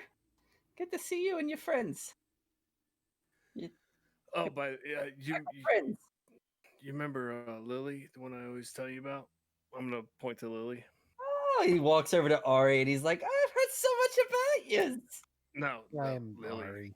Lily is. with the hat. The the Hey. goggles, right? The goggles. That should be a giveaway. Yeah, you know she does the little things. Yeah, I've heard a lot about. I actually have like one of the little fishies. He brought me back one of the little fishies once. It sucks. He likes the little fishy. Kind of cute. The rest of these folks here, I actually they've come. We got to head out to Broken Tusk. He likes the little fishies as to have little fishies or to eat the little fishies. And he, Yeah, he plays with it. Come on. they're made out of like gears and metal and stuff. Just being careful. I mean, I'd eat a fish too, but I didn't. This I'm is not- nothing like the rat dragon that you described. This is amazing. Oh, when I was explaining, Wait a Socks, second. Who are you calling a rat dragon? well, I mean, come on, Socks. Are you a full grown dragon? Oh, I'm sorry. Am I over here breathing fire to keep you warm at night, huh? I thought we were going to talk about that. It was one time. It was cold. I don't breathe fire, jackass. Anyways, so yeah, he's a small dragon. Yeah. Yeah, nice to meet you. Dragon at heart. There's that's Carrick. We got Dee Dee. We got Ari. Pleasure, pleasure, and pleasure. I hope. It is. Just don't randomly sneak up on people. I'm just now getting there. I didn't see you was over there. All I saw was the shell out here. Well, in the fire. I probably should have assumed. And the big tent looking thing It's camouflaged. that sits 5 people. I got excited. There's a reason I stay with the boat, okay? I'm just maybe Facts. you know I'm not. Um, I'm not very sneaky. Let's just get on the boat. How's the water look between here and the boat there, Socks? It's all calmed down. It seems. Storm's gone, so it's that. Unbelievable was a thirsty bitch last night. Yeah, something pissed her off. Yeah. Yeah, I believe What did you do? What did you do? You did it, didn't you? Yeah, it had to be you. No, the lizard shaman was like slapping like the ground and touching the ground. I believe it was coming from her. lizard shaman. Yeah, there was. I don't know if it's a girl or a guy. The lizard thing with the shell. We're gonna kill him later. Don't worry about it. No, okay. Yeah, it's whatever to me, bud. So, is the boat good to go? Or do we need stores? I mean, good to go, Captain. We're only like a day or two away from Hanana, depending on how the weather goes. As long as we don't get like another swell like that one, we should make it in a day. All right. I guess we can. Well, actually, hold on. Carrick, do you want to make something before we go while we're tearing everything down? Make what? I'm just asking. Do you want to? No, I don't really have anything else to eat unless we can. If you have food on the galley there that I can cook, I have no problem doing that. Is your store packed Socks.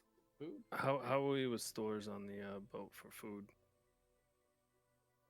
I mean, we can make it with 6 for a day. Should we maybe What happens? gather some things around here before we to- make our way over to the boat? I think it's plenty.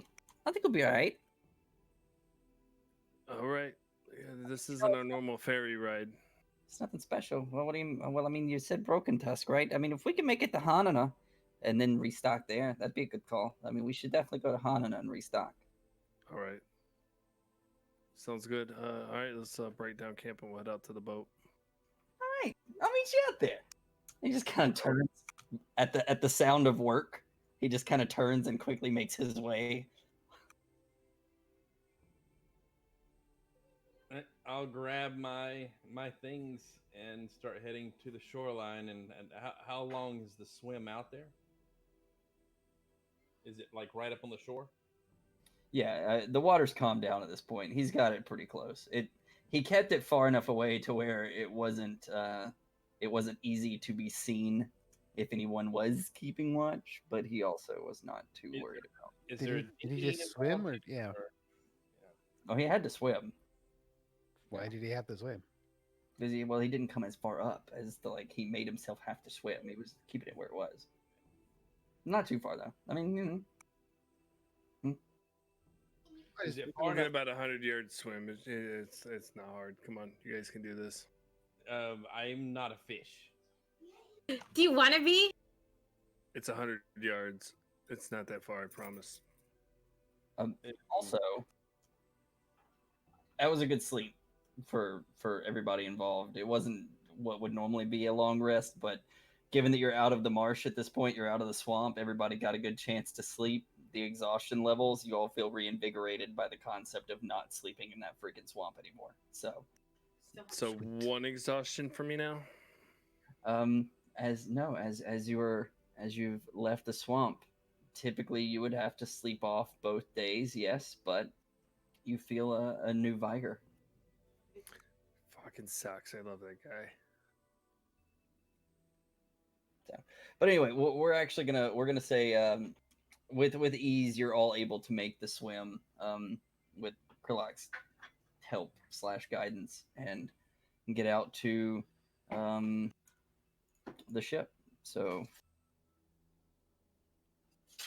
All right. Welcome aboard the Kilbrine.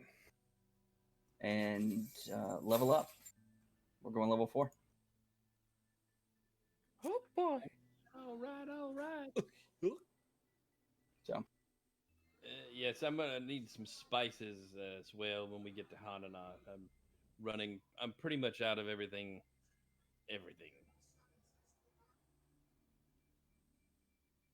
And I'm going to lay down and catch a little more sleep as we start to sail.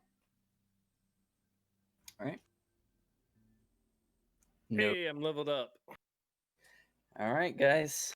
Well, we're gonna go on ahead and we're gonna cut it there. And thank you guys for playing. Thank you guys for watching. It Thursday night, is that when you're wanting to do it? What? Are you available Thursday? I should be. Okay, then yeah, Thursday. This will be for the Goblin campaign, Bubba. Yeah, no. I should be. Again, you guys know what's up. So Yeah, no worries. Just let us know. We'll put it up on the schedule for Thursday for continuing our Eldritch Layers campaign with DM Pippi. So Thursday at 8 Eastern Standard Time, we'll get started.